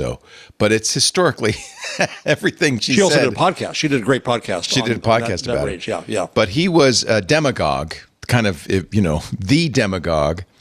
He was a priest on radio who was railing against communists. He was an anti-Semite. Communists everywhere, also anti-Semitic, right? And he would attack. There's also a PBS documentary called on him, or actually, is it a documentary or an article? Today, let's see. The Father Coughlin story, Exploring Hate, a public media initiative. He was the guy. And, it's funny because he was listened to by almost everybody. He had huge power and wielded it, so irresponsibly. He was the precursor to McCarthy. Yeah. Well, he was pro-Nazi. This was not a good person. The only thing that stopped him was the church ordered him off the airwaves in 1942. He died in 1979. He was alive in our lifetime, but fortunately he was silenced. But he was one of the first to use the new medium of radio. Mm-hmm. And So I came across a great little tidbit this week when I was doing some research for my Linotype book. And when I was reading Hannah Arendt, she kept on quoting this same book. Well, it turns out it was a guy who used to set up Hitler's loudspeaker systems on his rallies. Yeah. And then he got into the inside of the, I'll put air quotes, administration, and he was the developer of the People's Radio. Yeah. Her thesis was the AV squad was what enabled Hitler. Yeah. Yeah, basically, yeah. I really liked that, actually, being a former member of the AV squad. Anyway, I don't, is Musk another Father Coughlin? I guess so in some ways, although Coughlin had really more sway over the American public than anybody has had ever since. So it's a different kind of sway. I know that Twitter is, comparatively to other bigger social media platforms, a small drop in the it's 300 million people. It's not. But I do think that it's notable that even this week, Elon admitted for the first time something people had known in practice for a bit, that he's purposefully throttling any posts that contain links on Twitter. And said it because he doesn't want anybody leaving the website. But I do think that goes back to the point you were saying before about limiting information and making it more difficult for people to figure out what is real or not. He finally admitted it. Paul Graham, who I respect and like, the founder of Y Combinator, and he says he has 2 million followers. He blasted Twitter's biggest flaw, the deprioritization of tweets with links in them. He complained about that on Sunday. Musk's workaround? Hey, no problem. Just write a description in the main post and put a link in the reply. This stops lazy linking. That's what he's against. It's just lazy a ridiculous request for a modern social media platform that you can't post a link in your post, or else it won't get any pickup. You have to then reply to it. It's happening with Instagram and Facebook too. I mean, yes, I think this is also part of the reason why. With Threads, they don't want links. Right. So I do think this is part of the reason why BlueSky is taking off, is I can post a link to something or a story or something, and people will see it and be able to discuss it. And that's lovely. Well, I mean, I think it makes sense that the Elon's blocking links just because he doesn't want you to click a link and stop reading X. Oh, no, it's because that's news. What you're linking to is generally news. And that's the way to degrade news. Exactly the same thing that's happening on all the Meta properties. They're doing it as a way to degrade news. It's the same sort of line of thought as to why he made that stupid choice where previously when you'd post a link, it would populate as a card that would say the headline of whatever website you're talking about and a description, but he got rid of that for some reason. And so all these different news websites changed the way that images displayed on websites like Twitter to include a headline and a description, but then he changed it back to be some tiny little part of it. And it's just, why are you trying this to deprioritize the news experience? All right, one more X story, and then we'll move on. This is kind of an interesting story. So you remember The Onion bought Infowars for about half what Infowars was offering. Yeah, wait, you say Infowars was going to buy Infowars? Yeah. So Alex Jones is being forced to sell Infowars in a settlement to the Sandy Hook families who won a multi-billion-dollar award, and he's got to sell off all his assets. But interestingly, a consortium of people formed by the products he was selling, I guess, offered a considerable amount of money, which would basically put it back in his hands. The Onion offered half that, but the parents said, no, sell it to the Onion. We like that much better. Well, on Monday, X weighed in. Remember, we talked about the fact that they were going to have something to say about this? Elon Musk's lawyers objected to the sale of the Infowars X accounts. That would have gone along with the sale, right? All the X accounts for Infowars. Elon Musk said, no, we own those. X owns all the accounts. Including ours. Including yours, including mine, including Paris's. You do not own your followers. You do not own your account. You do not own anything at all. And actually, as 404 Media points out, this is Jason Keebler writing, that's probably true for all social platforms. They consider your posts their property. That's how they can sell it to AI. Right? But does that presume that you have no power over it to give it to somebody else? I mean, that's it. I mean, when the president, the POTUS account on Twitter at POTUS doesn't belong to Barack Obama, it belongs to whoever the president of the United States is. Or does it? No, it turns out it doesn't belong to anybody but X. I mean, I think this is probably what they're trying to do is X had a bit of a side hustle for a bit. I don't know if it's still going on, where they're now trying to hawk hot usernames to people. Like if there's dormant accounts that have maybe like a 4 or 5 letter username or a 1 letter username, after a certain point, they'll be taken offline, and then some people who work at X will go around and try to hawk it to interested buyers for 6 figures. Which, by the way, folks, is why you don't want to kill your account. Make it go dormant, do whatever you want. I'm still there, but that's a different discussion. But don't kill it because it'll get taken over. Yeah. Can I do one more, Leo, on this topic? Yeah, which is, all right. This will be the last one. Yeah, but the financial piece of this is just interesting. I was interviewed by the Observer, the Guardian Observer, and he asked me about the takeover of Twitter, and I said, I was one of those who said it was stupid and dumb, but it turned out to be a damn fine investment for Elon Musk because he got to the center of power.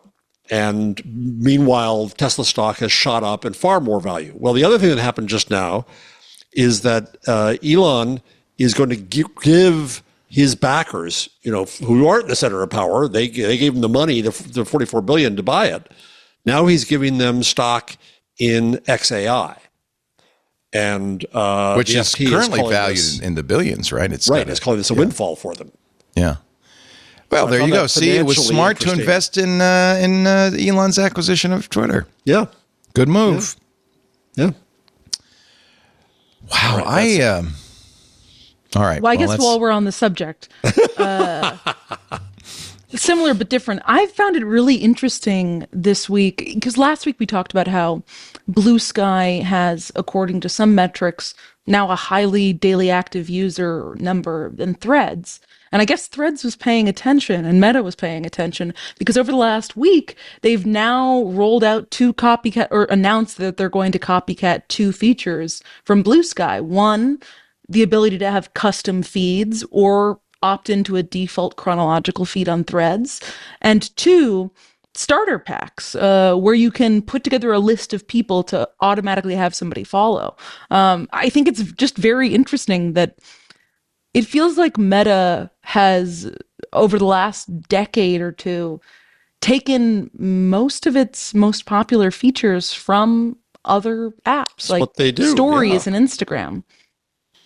It's a skill. It's a talent. It's a feature. It's by the way, Paris, what was the method you said last week for how we could? It was broken at the time, but it came back up. How you can find out what starter kits you're in? ClearSky. Yes. Tell me about that. What is that? So clearsky.app, if you pull it up, this is something just built by a third-party guy that has been down for quite some time. It ostensibly shows you on top the top people who've been blocked or are blocking someone on BlueSky. But if you put in your account name there, so I'll put in paris.nyc, it will show me, well, one shows you who I'm blocking and who I've been blocked by, but there's also a thing on there on the side that says lists, and you can click on the lists and it will show you what lists you're on include starter packs. Nice. You've only blocked 3 people? You're a nice Aren't person. you a nice person? But what? I'm She's very blocked nice. by... There's also blocking. Yeah. She is on quite a few lists. Including a Yeah. Wow. More. That's a Whoa, long list of that's a lot. lists. Paris is a I've been popular gaining I mean, gal. I since last week have gained 7,000 followers. And Congratulations. I got to see. Post. Can I enter my... am I allowed to do mine? Yeah, but you need to figure out if you have a bluesky.social handle, then you need to enter the whole thing, whatever it is. If it's No, weird. he has a. Then just enter in handle. what your username is, yeah. It's leolaporte.me, I guess, right? But the thing is, anybody can look this up, so. Right. It's public. Yeah, that's me.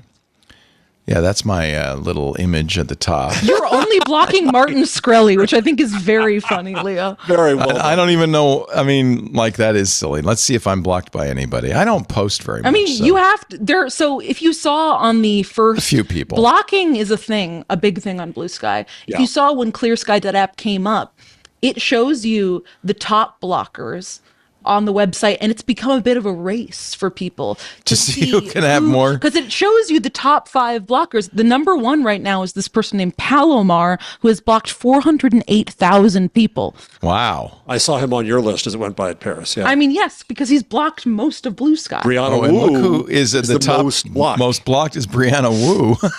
Yeah. Brianna's Opinion. Iconoclastic. But it also show you in the last 24 hours, and you can see, because libs of TikTok just joined, they've been the number 1 blocked in the last 24 hours. So this is using the API, I guess. This is all legit, right? This isn't secret this is all information. legit. And it's a very technically difficult thing to pull off, especially the lists, because right now, I believe, I'm probably going to describe this wrong because I'm not savvy in this, but the only way to determine if a user is on a list is you literally just have to check every list and then do the equivalent of Control F to see if their name is on it. So since BlueSky now has like 20 million plus people, it took them like a week or two to pull up, to get all this information back together, because there are so many lists and people. I want graphs. I want to know if you're blocked by more than you're blocking or like that. Let's see how many lists. I'm on 100 lists, which is, I'm pretty happy about that. I might have to post more on BlueSky. You are also on 100 lists, Jeff. I'm on 100 lists. I mean, I think it might just tap out at 100. I think it does. I'm on 100. Yeah, 100 is the highest. The frustrating thing is I wish I could click on that list and go to the list to see who else is on it, which is why I want to do it. Instead, it just takes you to the person. Oh, you're on Blockenheimer. Well, some lists are there to block everyone on that list. You know, there are block lists on BlueSky as well. Lists of people to block, and then you can just auto block all of them. They also have accounts that are specific labelers, which I haven't really gotten into, but it'll be things like you could subscribe to a labeler and that it'll auto label certain things like news accounts from this bent or that bent or people that are tech versus non-tech. It's very interesting. So let me just say one more. So if I go, if you, Leo, go back up and click on one of the lists, any list, doesn't matter. Okay. I to moved it to me. Then? So how do we get to the starter kit? I am on Bonnie's starter pack, but I guess I can only go to Bonnie. So how do you then find out where the starter pack is to go to that? Basically, what you need to do is you need to click their username on that. Yeah, and then look at Bonnie's the list. at. Yeah. If you click their at, it'll pull up their profile, and then it shows starter packs on your profile. Oh, and this is interesting. She is requested to obscure records from unauthenticated users. Now, I can authenticate because I wasn't logged in on this page. So essentially, there's a setting that you can have on BlueSky that says, I don't want my posts shown outside of BlueSky. Publicly. And so now I'm logged in. So then if you click her starter pack list. Starter packs. Yeah. There it is. There's Bonnie's starter pack. And then also she has a list that you're maybe on as well. Like, yeah. And isn't it nice? Leo is there next to the Onion. I'm next to the Onion and right above Stephen Colbert. Ryan Reynolds. You are in good company, Leo. This is a good list. I'm going to follow this list. These are good people. Fang, George Holmes. Yeah, I'm also looking at a list from someone named Weimaraner, and you are... There's an editor for something called Midas Touch, then you, and then Chuds of TikTok. Yeah, I'm one of the Chuds, I think. What's a Chud? What's a Chud? Never mind. Yeah. Weimaraner Consoles starter pack. I'm not sure I want to be in that group. I don't know. It depends what a Chud is. Cannibalistic humanoid underground dwellers? I mean, I'd say it's That's what it is. It's like a loser, I'd say. It's a Chud. Okay. Yeah. So his list is of losers? No, I mean, no, that's not the list name. That was just an account called Chuds of TikTok. Oh, I see. He's following. I see. Chuds of TikTok is in the list. Yeah. You're in the right. I'm right above Chuds of TikTok. You're right above Chuds of TikTok. Interesting. Chuds of TikTok is an independent journalist covering conspiracy, politics, history, extremism, corruption, and more. An account, according to Newsweek, often critical of conservatives. BJ Novak, I like that. This is a good bunch of people, too. I like this one. Ryan Reynolds appears on all of these lists. You want to follow that one, Leo? I like this one. I'm following all of them. Oh, all of them. This is one of the nice things about BlueSky. When you do that, you get, a lot of good things. I have a post I'm going to put up. I have to get in a car and drive over to a restaurant because for some reason, it's next door to a drive-through, and for some reason at the end of the drive-through it says exit only and then an X. And I thought that might make a really good.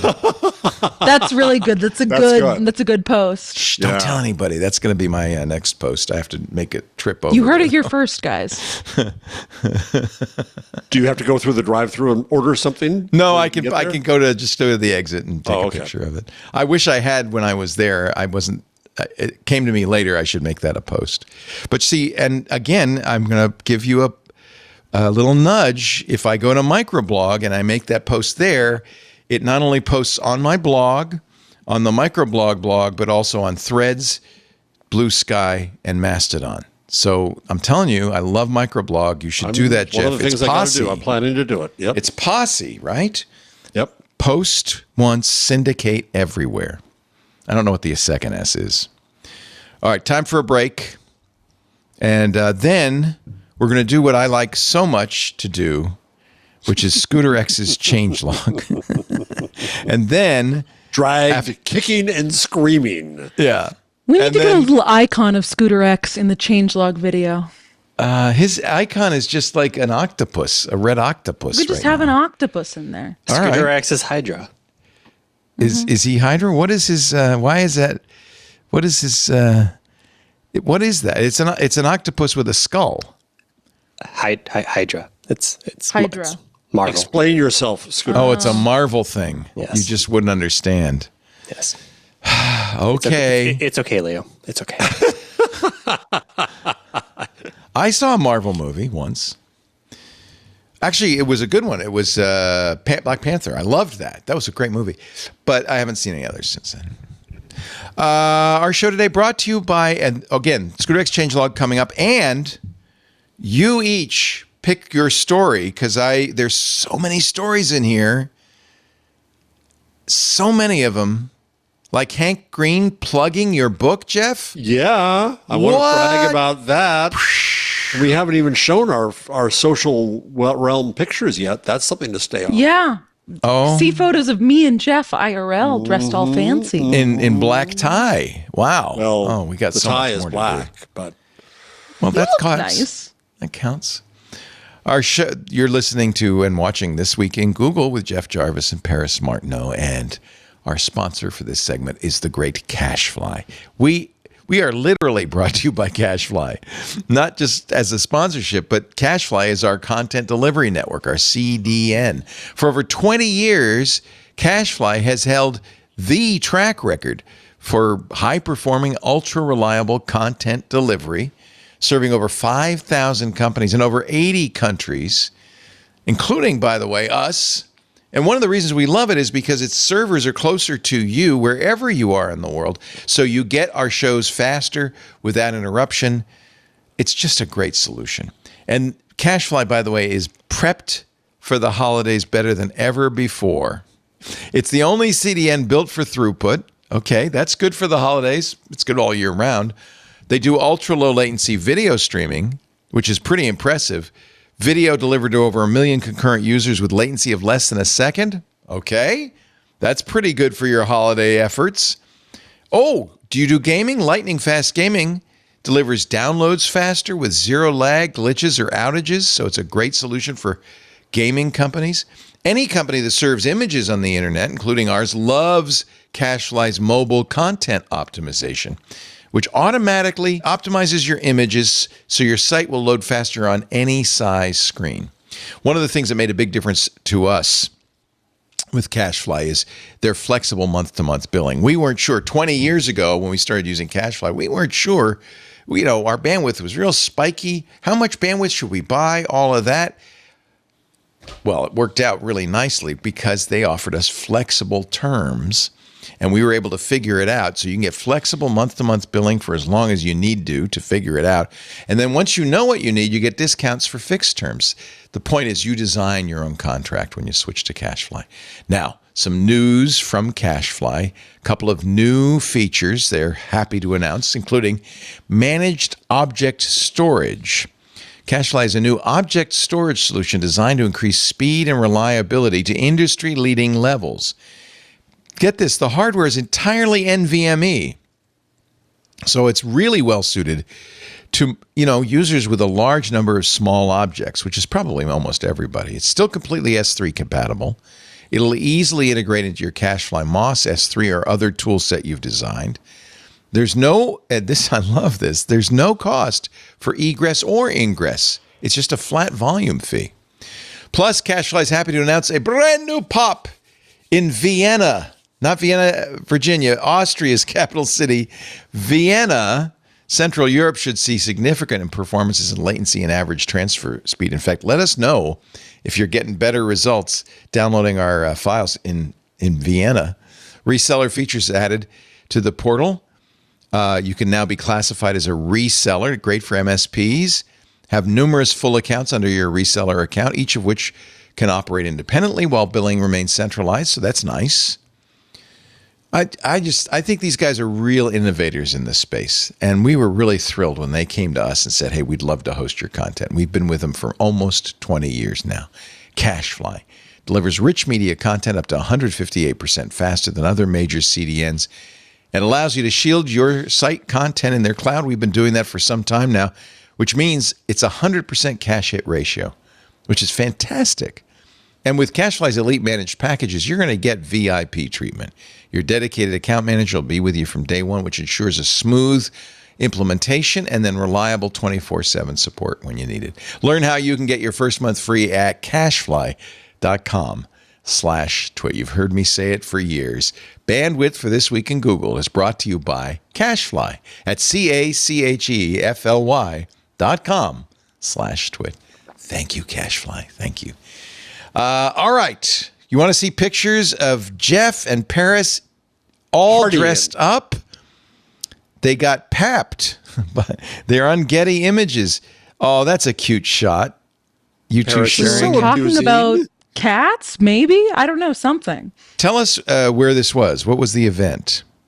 It was at the Glass House, a building I know nothing about other than that it's called the Glass House. And it's really inconvenient. Yeah, it was very far away from any subway or things like that. But we were there for the Committee to Protect Journalists Press Freedom Awards. Oh, that's and great. And John Oliver was the MC. Jessica Lesson of The Information was the event chair. And 3 or 4 different journalists got awards for various great things they've done. Impressive works of journalism or impeccable careers. Here's an image that's not from Getty, so we can show it. I probably shouldn't have shown those other ones. There you are on the step and what is it? Step and forward? Step and repeat. Step and repeat. And this is kind of cool. This is the whole information team. Yeah. You can see Jeff's shadow down there at the bottom because he took this photo. Yes. That's his head. We were looking for someone to take the photo. I was like, oh, wait, Jeff's here. Oh, that's funny. They had a step and repeat, but no photographer. Well, they had photographers roaming. But he was busy taking and there's your founder, by the way, Jessica. We want to give some credit to Jessica Lesson, who founded The Information. Yes. Took a big chance, really, on a no advertising, fee-only news site. It was expensive, $400 a year, and not a year, not a month. And I joined immediately because I know Jessica and Sam, and I think they're great people. They've both been on our shows, and I knew that Jessica would do a good job. I didn't know how good a job. This has been a huge success, and of course, they hired a very talented reporter for the weekend named Paris Martineau. I love that. That's a great photo.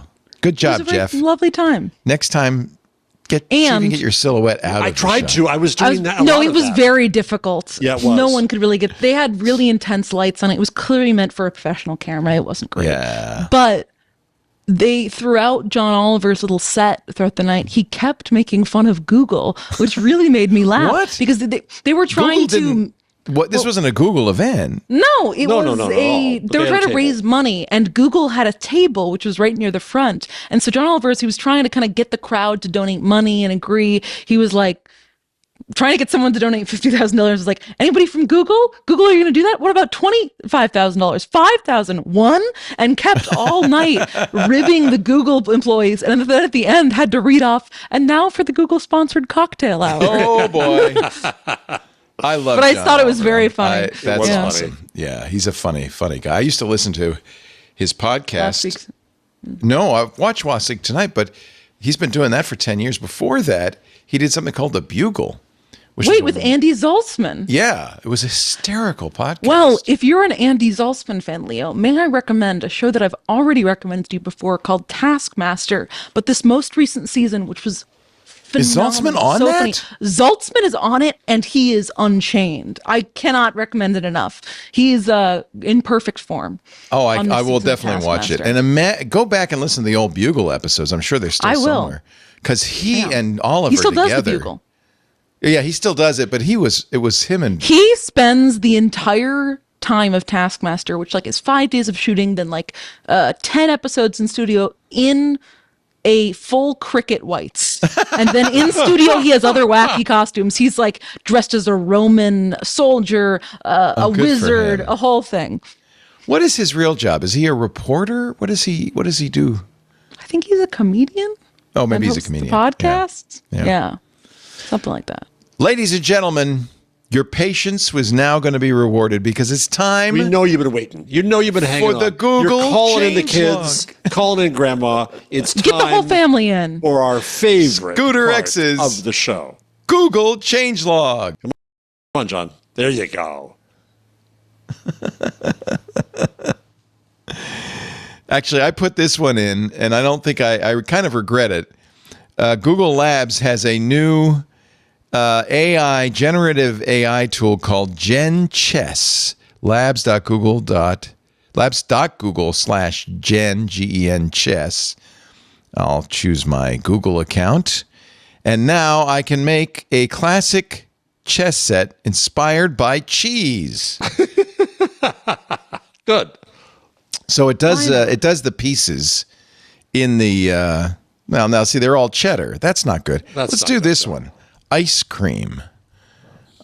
I saw that one once and I thought that was quite good. Because there's all different flavors. The cheese, apparently there's only one kind of cheese, Velveeta. But there you go. You got mint chocolate chip. You got I don't know what. Strawberry. That's just or like is the bishop peppermint? Yeah, chocolate. Pistachio. Maybe that's pistachio, yeah. And you can even edit it. You can go in here and say, that should look different. I can regenerate it. I don't know what you do with it. I don't know why you do it. Try Bauhaus. Try Bauhaus. Oh, Bauhaus. That's interesting. Here's they had ice cream versus hot chocolate, which would be, now that's a chess set I'd like to play with. Yummy, yummy, yummy. Ooh. Now we can play chess. Ice cream versus hot chocolate. Whoops, I pushed the button too fast. Let's move my strawberry flavored pawn 2 squares forward. Uh-oh, he's playing the Peroni's defense. I don't know what he's up to. Let's He likes moving his knight an awful lot. I can't see the squares.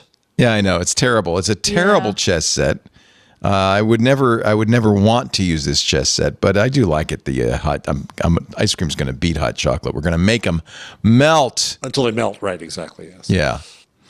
Can you do it in the style Picasso? You can't. You know what? It seems like it's better than it is. I just want to.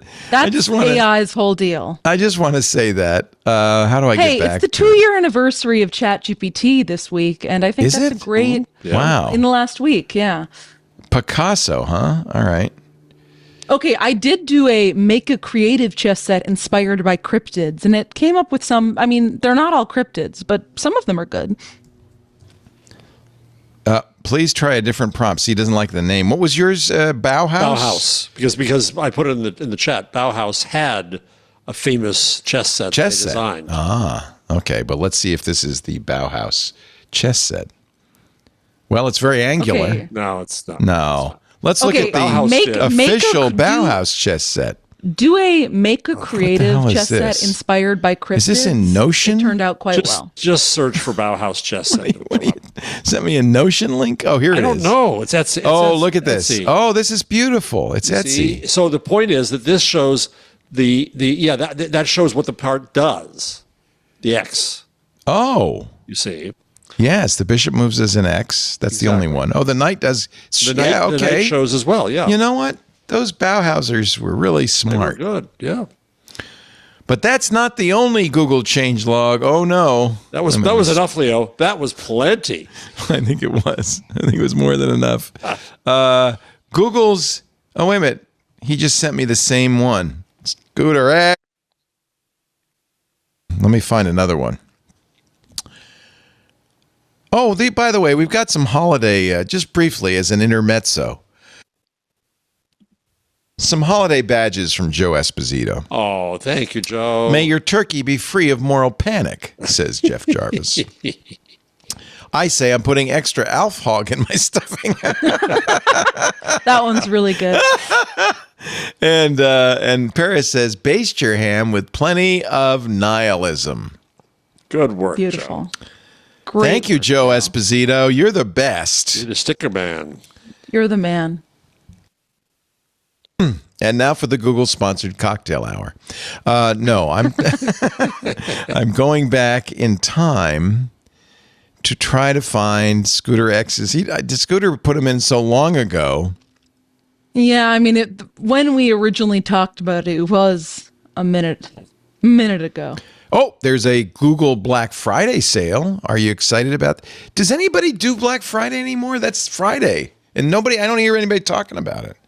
Amazon Prime Day. Everybody does Black Friday like the whole week, basically. Google's Black Friday sale features record low prices on Pixel, Nest, and more. And if you want to buy one of those old Pixel tablets, we'd be glad to sell it to you for nothing.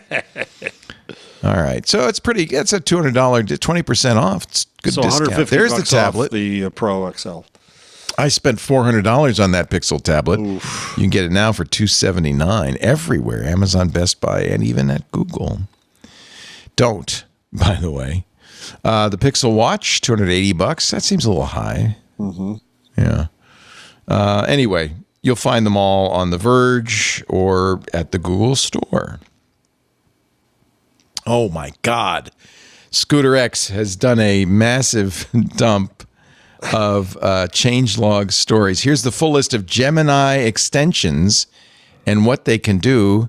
Gemini extensions give access to first and third-party apps. So, Google Flights, Google Home, Google Hotels, Google Maps, Google Workspace. Oh, you don't want to use Google? How about OpenStax, Utilities, YouTube Music, WhatsApp, phone messages, and Spotify coming soon. So you go to the Gemini app, you tap your profile photo, you select extensions, and you can toggle those on. So the list is actually built into the app. So there you go. Google is going to enhance Now Playing on the Pixel and tweaks the home screen icon. We don't have to go into more depth. I think that speaks for itself. Google TV gets major Roku channel update with new features and more free channels. Again, speaks for itself. Now, I am an NVIDIA Shield user, so I'm going to pay attention to this one. There is a new NVIDIA Shield TV update available, but it might cause Google Home issues, but that's okay because I don't really care. So, security enhancements for 4K DRM content playback, support for parental controls in the French language, which is where parental controls should always be. Because my parents used to speak in French when they didn't want me to understand what they were talking about. So maybe that's for them. It is only being Children unable. Children shouldn't speak French. It seems wrong. It seems an adult language. Daddy, donne-moi une château de ma patente. What else? I don't know. Google Photos gets navigation redesign on the web with collections. Google iOS app now injects, this is actually not a feature, this is a bad thing. Google's iOS app now injects links on third-party websites that go back to search. That's a no-no. Not cool, not Google. Cool. Not cool. You don't want to inject anything on other people's websites. Google calls them page annotations. The feature, as Google explains it, extracts interesting entities from the web page and highlights them in line. Effectively, it creates links on a website that you've opened through Google's browser that the website owner did not put there. The links, when clicked, to perform a search on Google.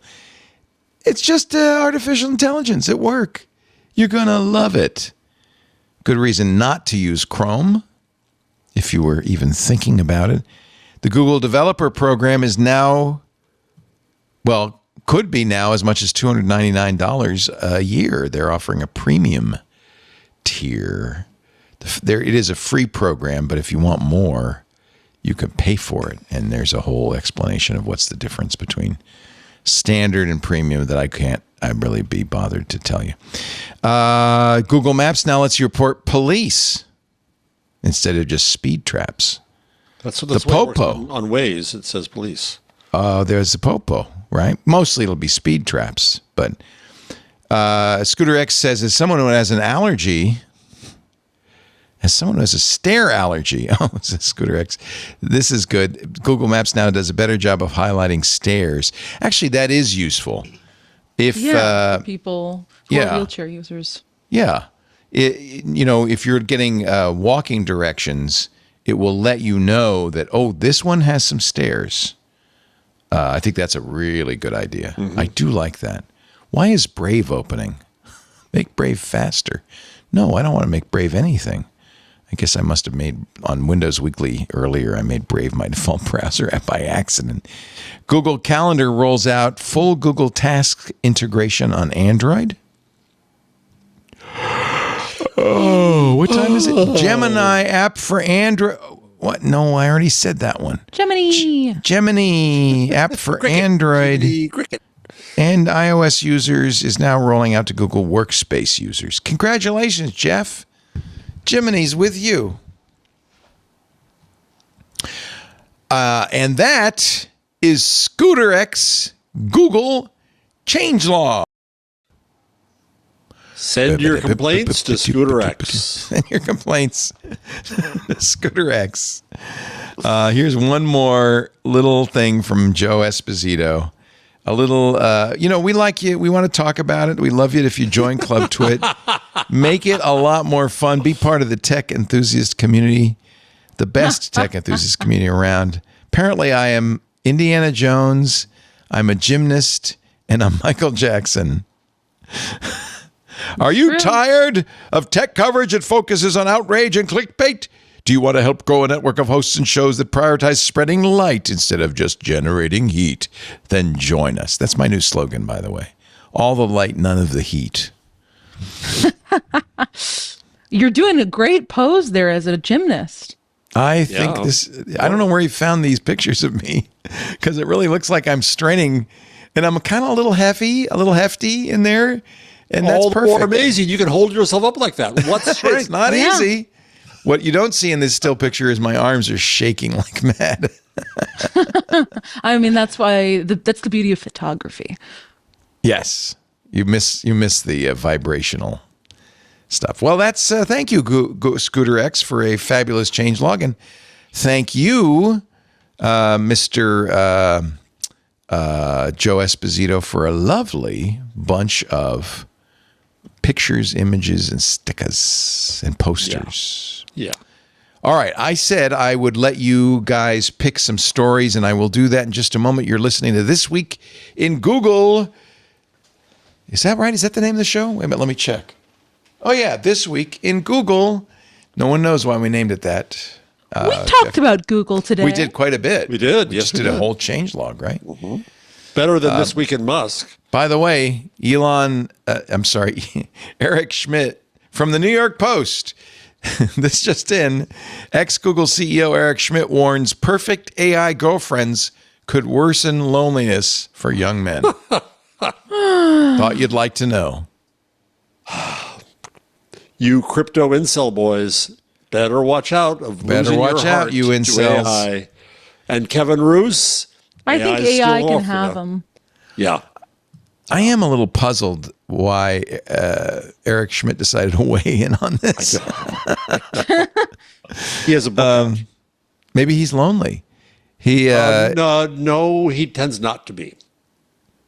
Yes, maybe that's it. He doesn't need He said this during his podcast with Scott Galloway. I wasn't going to say that name. God, no!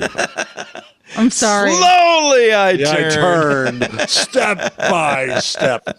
That's a reference that no one in this audience knows. Did you see that he claims that he makes $10 million a year on the Professor G show?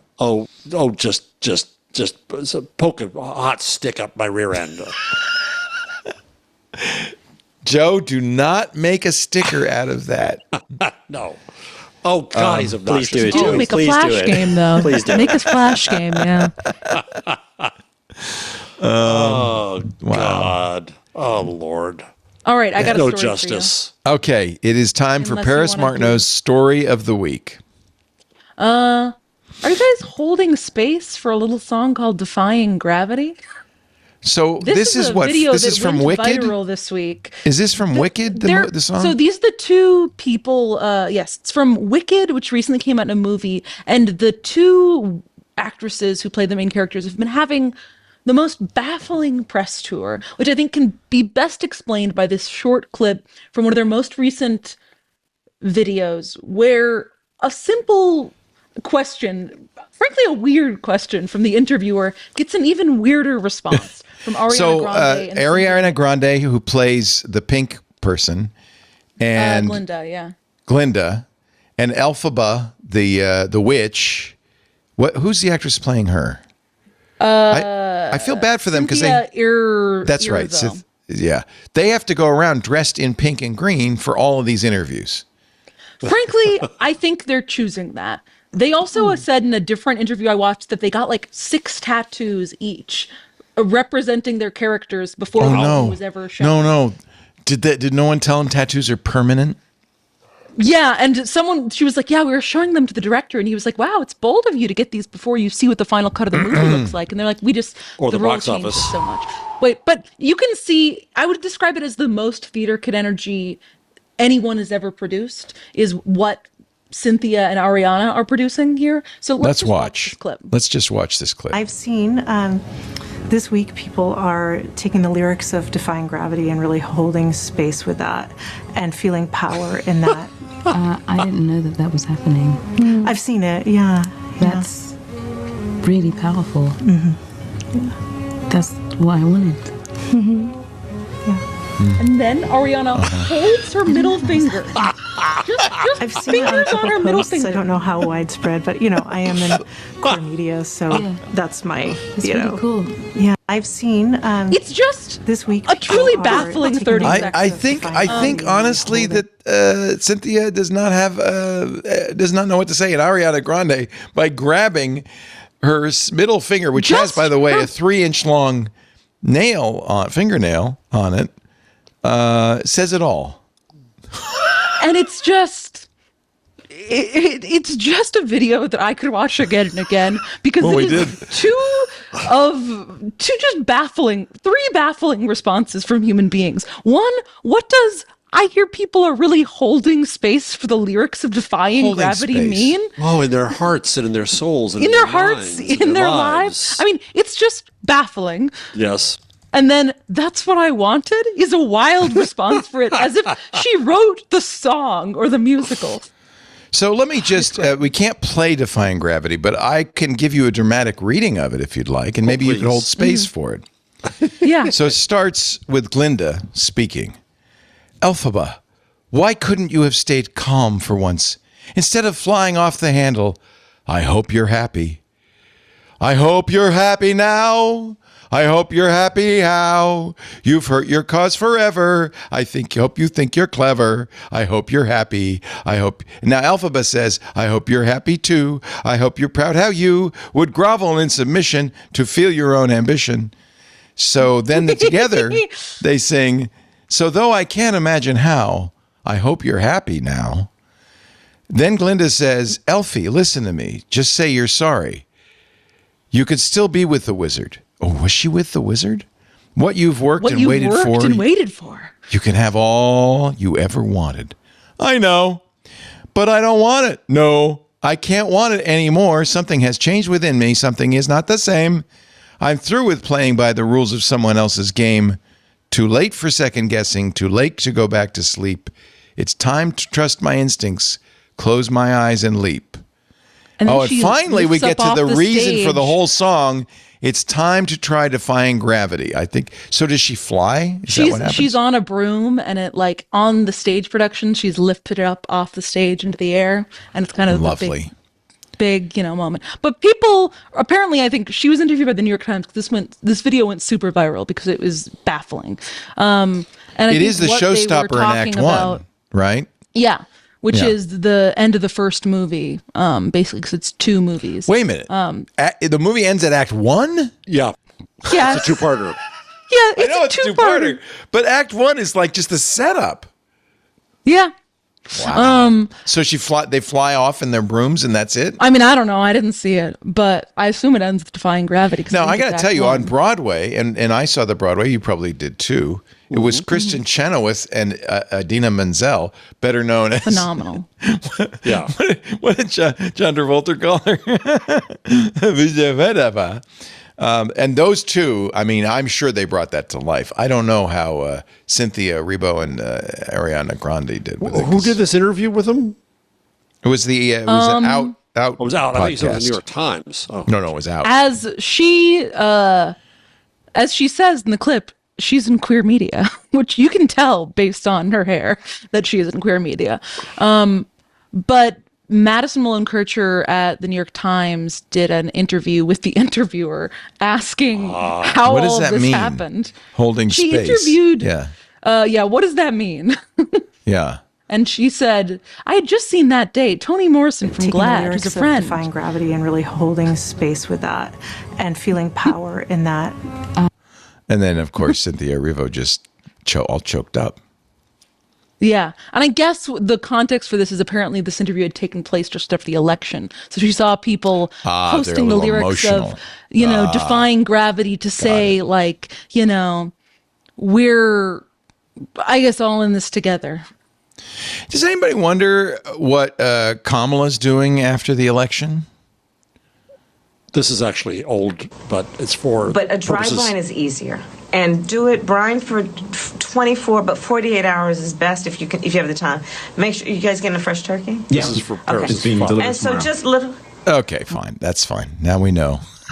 Acceptable. Dry brine.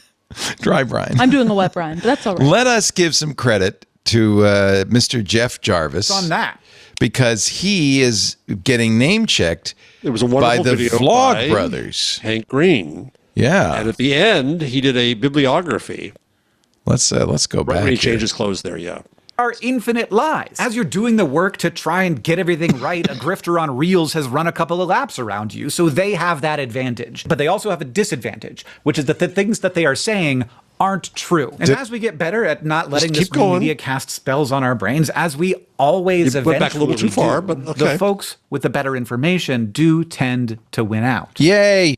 Eventually. The question is, how long? The space between the Reformation and the Enlightenment was not quick. It was more than 100 this years. seems like the Jeff. It seems important to me that our path here be a lot shorter than that. So let's focus on that. I'm so honored about John, what's going to happen. I'll see you on Tuesday. A bibliography for the end of this video.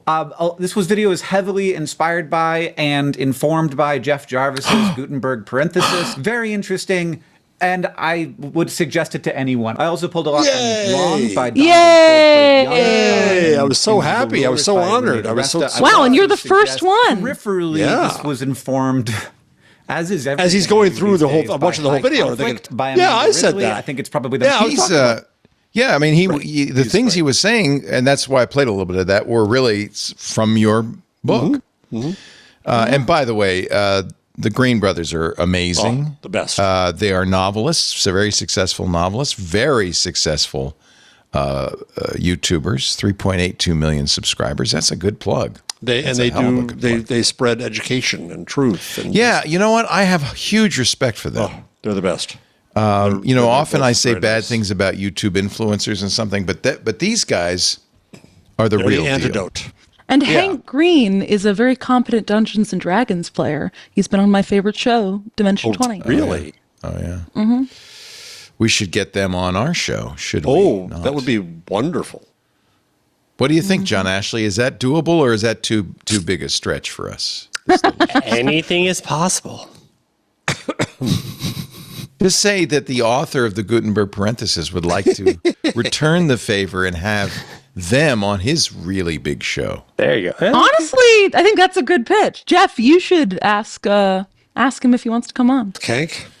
You could also say, Jeff Jarvis is a well-known speaker at the Commonwealth Club. He's in fact speaking coming up next Wednesday at the Commonwealth Club, 5:30 p.m. in San Francisco, talking about the web we weave, his new book.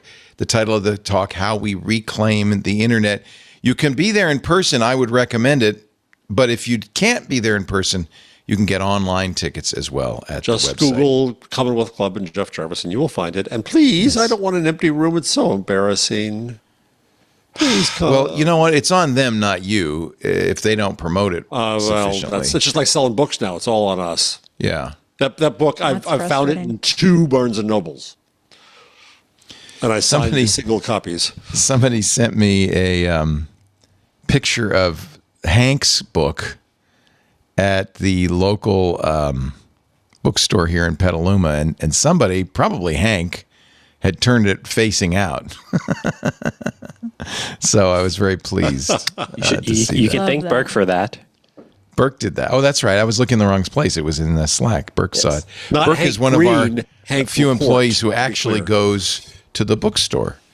And there it is, right next to It's because he needs feeding things to cut apart Little's with his lunches. My mom called me. She'll be 92 in a couple of months. My 92-year-old mom called me. She said, I said, have you read, because Hank calls out his grandma and her ravioli. Have you read the book yet? She said, oh, no. So she called me last night. She said, it's really good. Oh. He's a writer. I said, yeah, Mom. It's a New York Times bestseller. Yeah. But he isn't speaking at the Commonwealth Club, so there. And I'm He's sorry, on TV. I misspoke. It was Kevin. Kevin. Well, whoever. One of our employees. Whoever it is gets a buys bonus. Books. A bonus. Free We're copy actually- of Hank's book. Our Christmas party, or what do you call it? Holiday get-together. Gathering next week. A place where Are you we have not space allowed to for say each other. party anymore? You can't say Christmas anymore. Well, you could say holiday party. You would say holiday gathering. Our holiday gathering. Well, it's going to be at a local tiki bar this year. So that'll be fun. That's fun. Yeah. Jeff, did you have I probably stole your story, but do you have a story this week that you'd like to talk about? No, what I thought I would do instead is given that we're recording this the night before Thanksgiving. Yes. And given that in my book. Let's do a little reading, shall we? No. I have a thank you note to the internet. So I thought I would like to hear the three of you say something. Oh, what we're thankful for. Thankful for the internet. Right. Do you want me to start? I'll start. Let me start because I know what the answer is. Mm-hmm. Because as somebody who worked in broadcast radio and television for almost more than 50 years, when AM radio went belly up, when tech TV went belly up, I realized that I didn't need a big old transmitter and an FCC license to do the stuff that we love to do, to talk about technology, to help people understand technology, to empower people with technology. And back in 2004 and 2005, I realized all I need is the internet. So for 20 years, the internet has been feeding me and my family. So I'm very grateful to the fact that I can distribute what we do. We can distribute over the internet, and we don't need a gatekeeper to help us do that. And I think really when I look at somebody like my son, Salt Hank, and so many people on YouTube, on TikTok, on Instagram and Reels, the internet has given people a voice that when I was starting out, you had to beg and plead to somebody who owned a radio station or a TV station or a newspaper to get your voice heard. And that's just changed 100%. And I think that is a very positive, we talk a lot about the negatives, but that is a very positive thing that's happened in our world. And I'm as a beneficiary, I'm very grateful, and I'm very happy that exists for so many people like my son. Yeah, I think my thankful thing for the internet, the thing I'm thankful for is something similar. I guess it's the power of social networks. I think I owe my last 2 jobs that I've gotten to Twitter. Tweeting out that I was looking for a job is how I got the last, handful of job offers I ended up getting. And that wouldn't have happened if there wasn't a platform of people who care about technology and tech news that had chosen to follow me on these sites.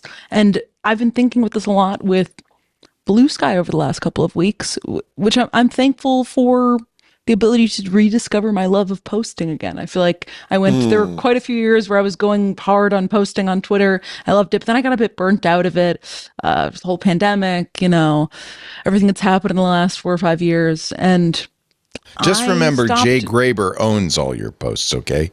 I'm just saying. Well, no, she doesn't. No, she doesn't. That's the good thing. Who owns the posts on BlueSky? I do. Is it a public benefit corporation? I mean, what is? Well, no, it is a public benefit corporation. But hold on, I'll find. There's actually a terms of service that says you own your posts. I will actually, hold on, let me put this in the Discord chat so that you guys can open it. A BlueSky employee wrote about the benefits of an open network recently, because it's all on this thing called AT protocol. And I want you to scroll down to the drawings of the house first and show that. So normally what happens with a website is you might have like Instagram's house or Twitter's house. I have a room in that house. BlueSky is different because it is basically what you are doing. We are building on the protocol our own house. It's Paris Martineau's house. And right now I'm posting in the BlueSky room of that house to where my, posts are going out to all the other BlueSky users. But I could post it to, other like platforms and things like that. They haven't fully made it integrated where you can integrate it with like Mastodon and stuff, but it's essentially I can take all of my posts and my handle and take it anywhere, because my handle right now is my website.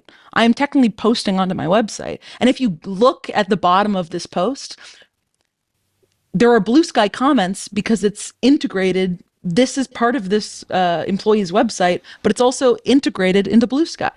So I don't know. I've really enjoyed BlueSky has made me rediscover my love of posting, but I also think that it's makes me happier to be growing a following on a website like this where I kind of own part of the platform that I'm posting on. Very nice. I agree.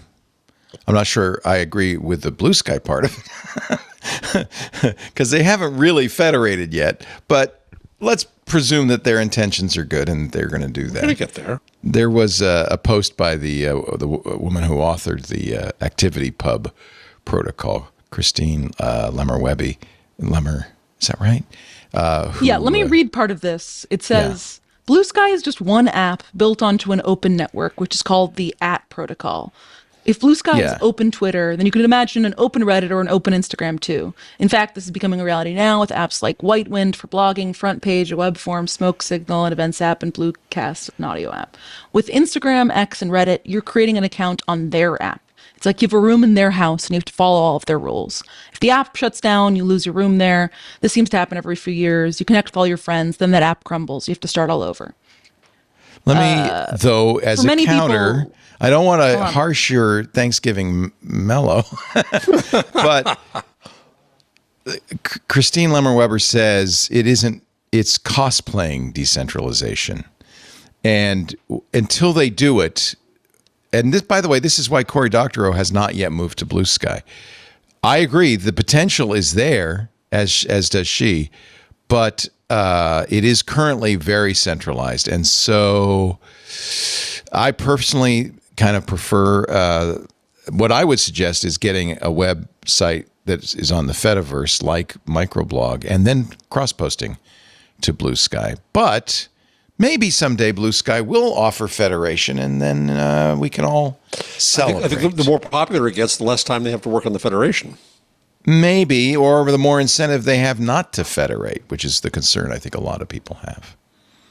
I mean, I don't think that's the case. I don't think Mike Masnick would have signed up to be on the board if they weren't planning to do that. Yeah. She says BlueSky and AppProto are not meaningfully decentralized and not federated either. This is not to say that BlueSky is not achieving something useful. While BlueSky is not building what is presently a decentralized Twitter, it's building an excellent replacement for Twitter. And BlueSky's main deliverable goal is something else instead, a Twitter replacement with the possibility of a credible exit. I think you could say a lot for what BlueSky has done. And it certainly is the case that you can, I think, suck your skeets out of BlueSky, right, and put them somewhere else. Or can you? Yeah, you can. Okay. You can do that. So that's But you can also, I guess, host your own like personal data. Well, I do that at Microblog. And so when I post on Microblog, it goes to BlueSky. But it's not dependent on BlueSky for the hosting. And that to me is an important distinction. It also goes to Mastodon and Threads. That to me is an important distinction. But that's why I'm so high on micro.blog. And maybe I kind of agree with Christine Lemmer-Webber that maybe we should be a little skeptical of BlueSky until they actually do the work. And she was an author of ActivityPub. She wrote ActivityPub. That's so right. It sounds like she's willing to embrace BlueSky. Absolutely. They've got to embrace the Federation. Yeah. She's not necessarily, is she saying that they got to federate with ActivityPub? Or, because that's the whole thing, is they have their own, when they do open up, it's going to be their own form of federation. Is that acceptable or not? This is a technical argument that is a little deeper than anything I can summarize on the show. I would read her article. She is currently a little skeptical of at Proto. She says BlueSky is built by good people who care, and it is providing something that people desperately want and need. If you're looking for a Twitter replacement, you could find it in BlueSky today. However, I stand by my assertions that BlueSky is not meaningfully decentralized. It's true thus far, yes. And it is certainly not federated according to any technical definition of federation we have had in a decentralized social network context previously. To claim that BlueSky is decentralized or federated in its current form moves the goalposts of both those terms, which I find unacceptable. Okay. However, credible exit is a reasonable term to describe what BlueSky is aiming for. It is BlueSky's term, and I think BlueSky should embrace that term fully in all contexts and work that they can. It's a very reasonable post. Yeah. A credible she's not exit being... is she says, the best thing BlueSky can do. Yeah. So that you can move. And I think Corey has said that as well. If you can't move your stuff from a site to another site, as you can with Mastodon, then it doesn't really count, you know? Well, Mastodon's limited, right? You can't move your content. You can move your network. And you move your followers and following. That's what I'm saying, the followers, yeah. Yeah. But you can't move your content from one instance to You'd another. Yeah, and that's, I think, a so it's technical hard, limitation. which is not It's hard. criticism. It's hard to design something that could do that. Well, and that's, again, why I recommend instead of letting anything host your stuff, you should have your own website that hosts your stuff, which you then syndicate to Mastodon and anywhere else you want to syndicate it. When I started using Medium, Dave Weiner reminded me that I should preserve my own blog, and so I always cross-post everything to my blog. Absolutely, right, as he usually does. You need a place you control, you own on the web, and it's fine to syndicate that content everywhere. You put it on Medium and everywhere else. That's fine, or BlueSky or Twitter. But you have to have a place that is yours. I used to run it off of a server, which I have here, but it's just technically it's something I probably don't want to do on my network at home. So I do it with microblog, and it works quite well. It's very affordable, $5 a month. I had been struggling to understand that what seems like a very smart blog post, but I found someone who wrote a more explain like a 5 explainer. His name is Nick Barnes on Medium. So if this is wrong, yell at him. And he says, what does federation look like with AT Proto? BlueSky is focusing on data ownership with their implementation of federation using their own protocol known as AT Proto. It allows any user to spin up and run their own server so they can host their own data rather than their data being hosted on BlueSky's server. But that's just about where federation starts and finishes in BlueSky. The service said today, other than hosting your own data on your own server, you shouldn't notice any other differences. But it's not Mastodon. To start with, Mastodon uses a different underlying protocol, and its implementation of federation is very different. It focuses on users being able to set up their own servers, which have their own timelines, and each server can implement its own rules and moderation techniques, which is what a lot of people have found frustrating with Mastodon, is the onboarding process, because it's difficult to figure out all these settings. You can go to a number of different places to live on Mastodon. In fact, I encourage you to go to twit.social, which is Twit's Mastodon instance. But you notice I don't even start there. I start a microblog and post to Twit Social on Mastodon. And they go on, like, if a server is not known to you, you may not see the post. There's just a bunch of different settings when it comes to Mastodon. Yeah, Mastodon is truly fully federated. It's difficult.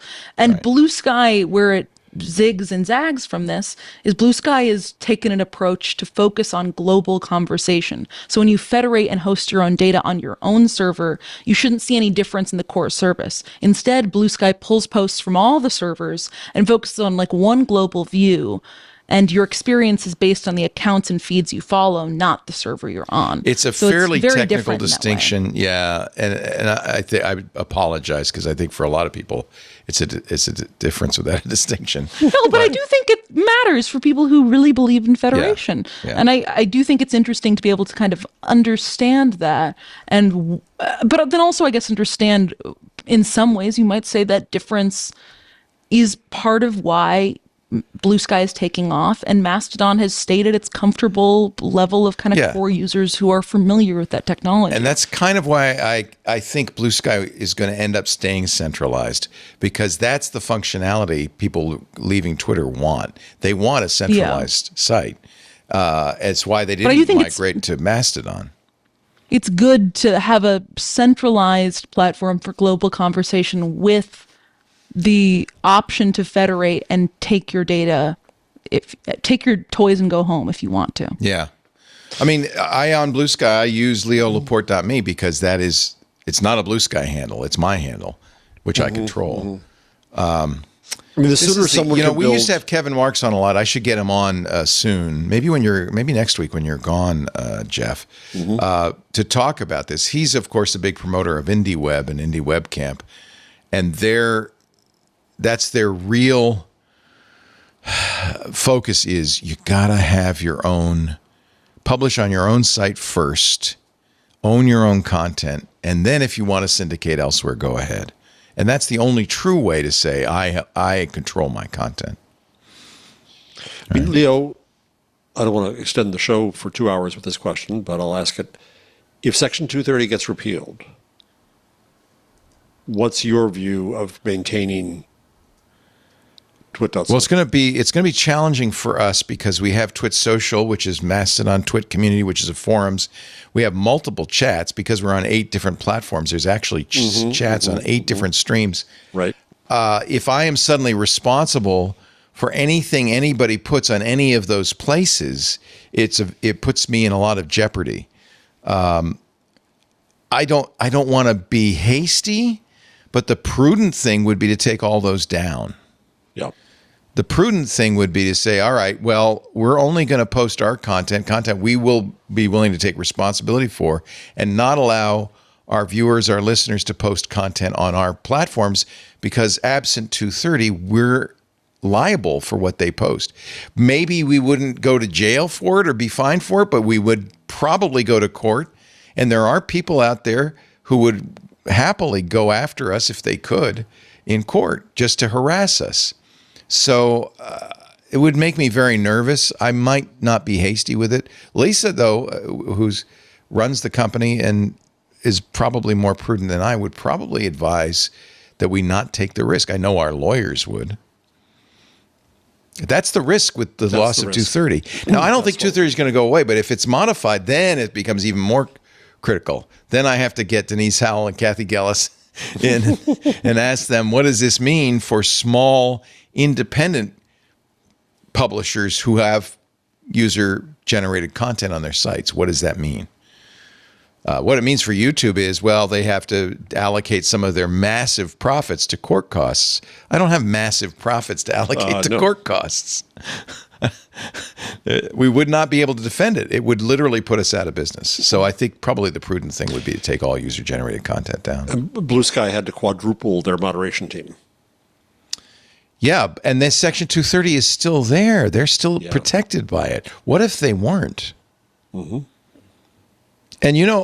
I imagine Elon Musk, who can't afford to defend himself in court, would probably be happy to see Section 230 go away.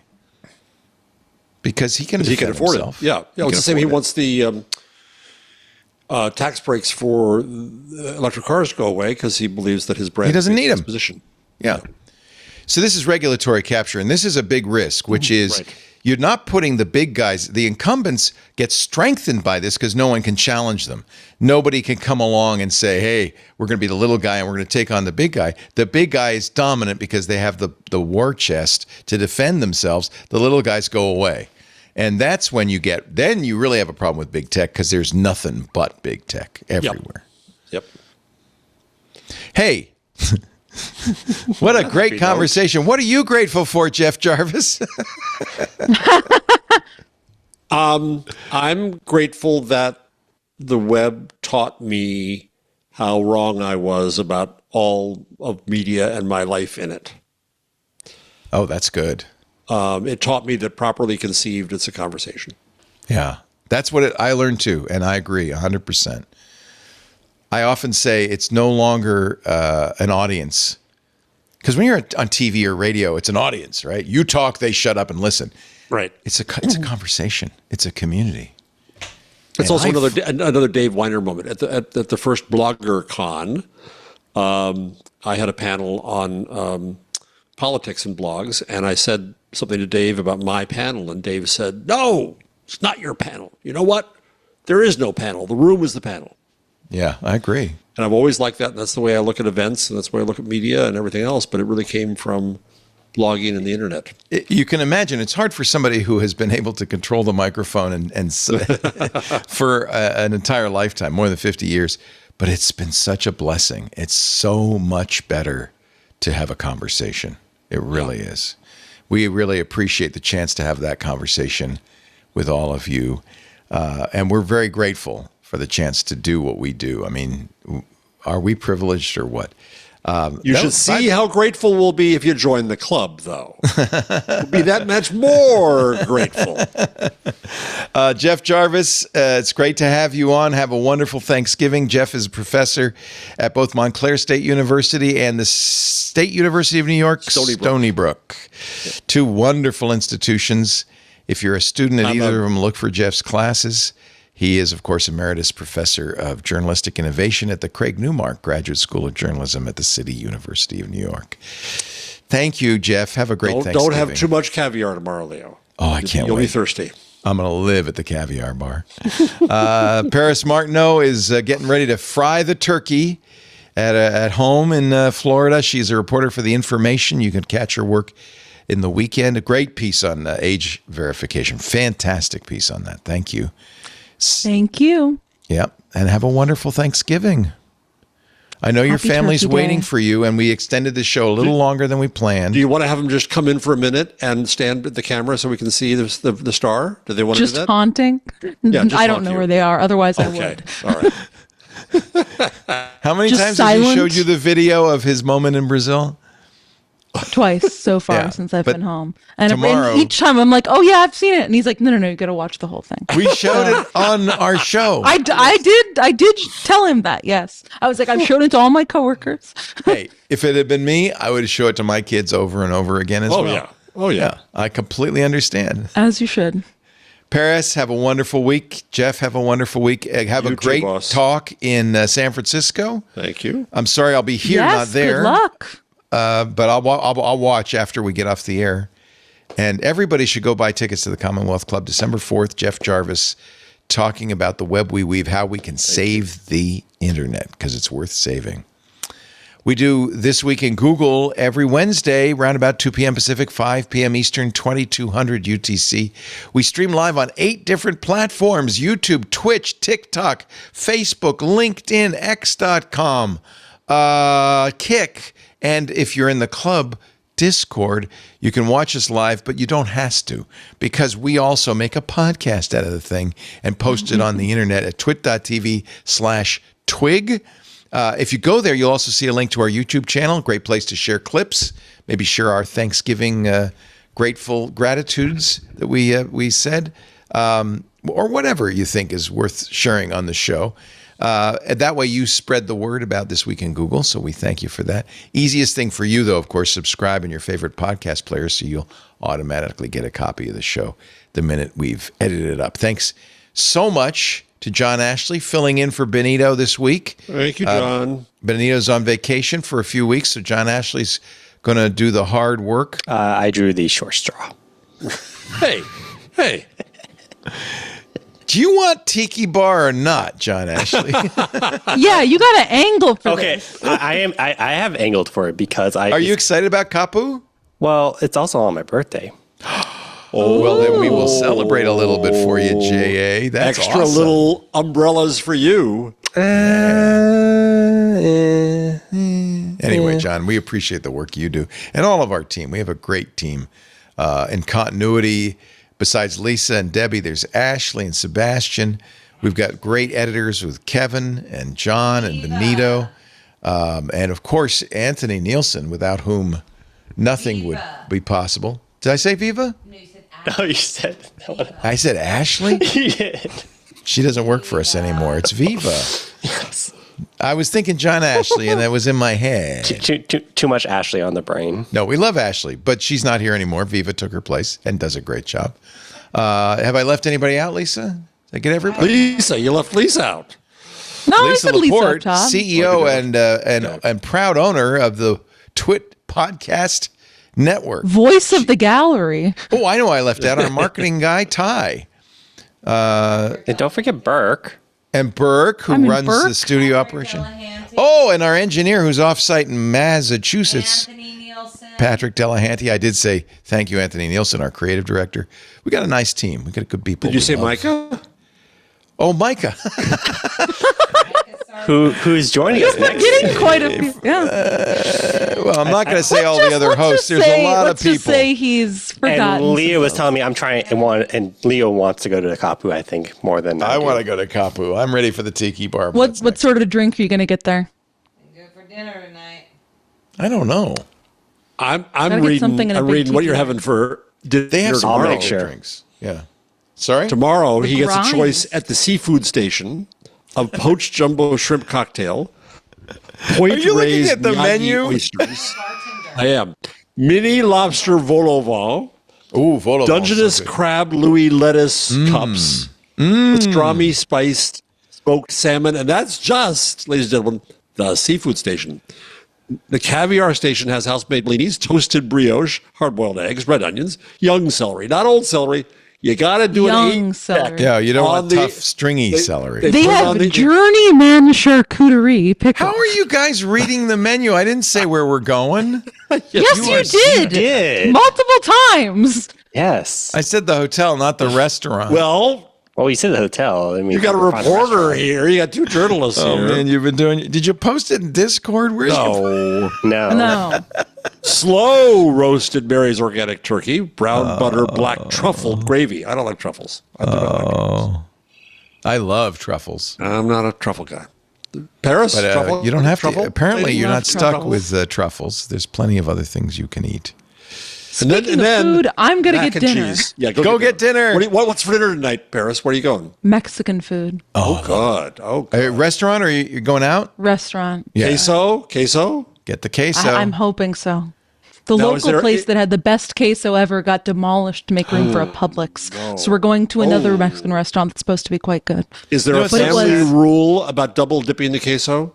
Oh, it's okay. No. It's family. No. You could double dip It's family. anything. Frankly, with friends, I think it's fine. I think we're being too precious about double I dipping. agree. If your immune system can't handle the whatever is being introduced Right from on. a double dip chip, then you deserve to die. And by the way, then you well-made deserve to be queso ill. kills all bacteria. You don't That's have to true, worry yeah. about it.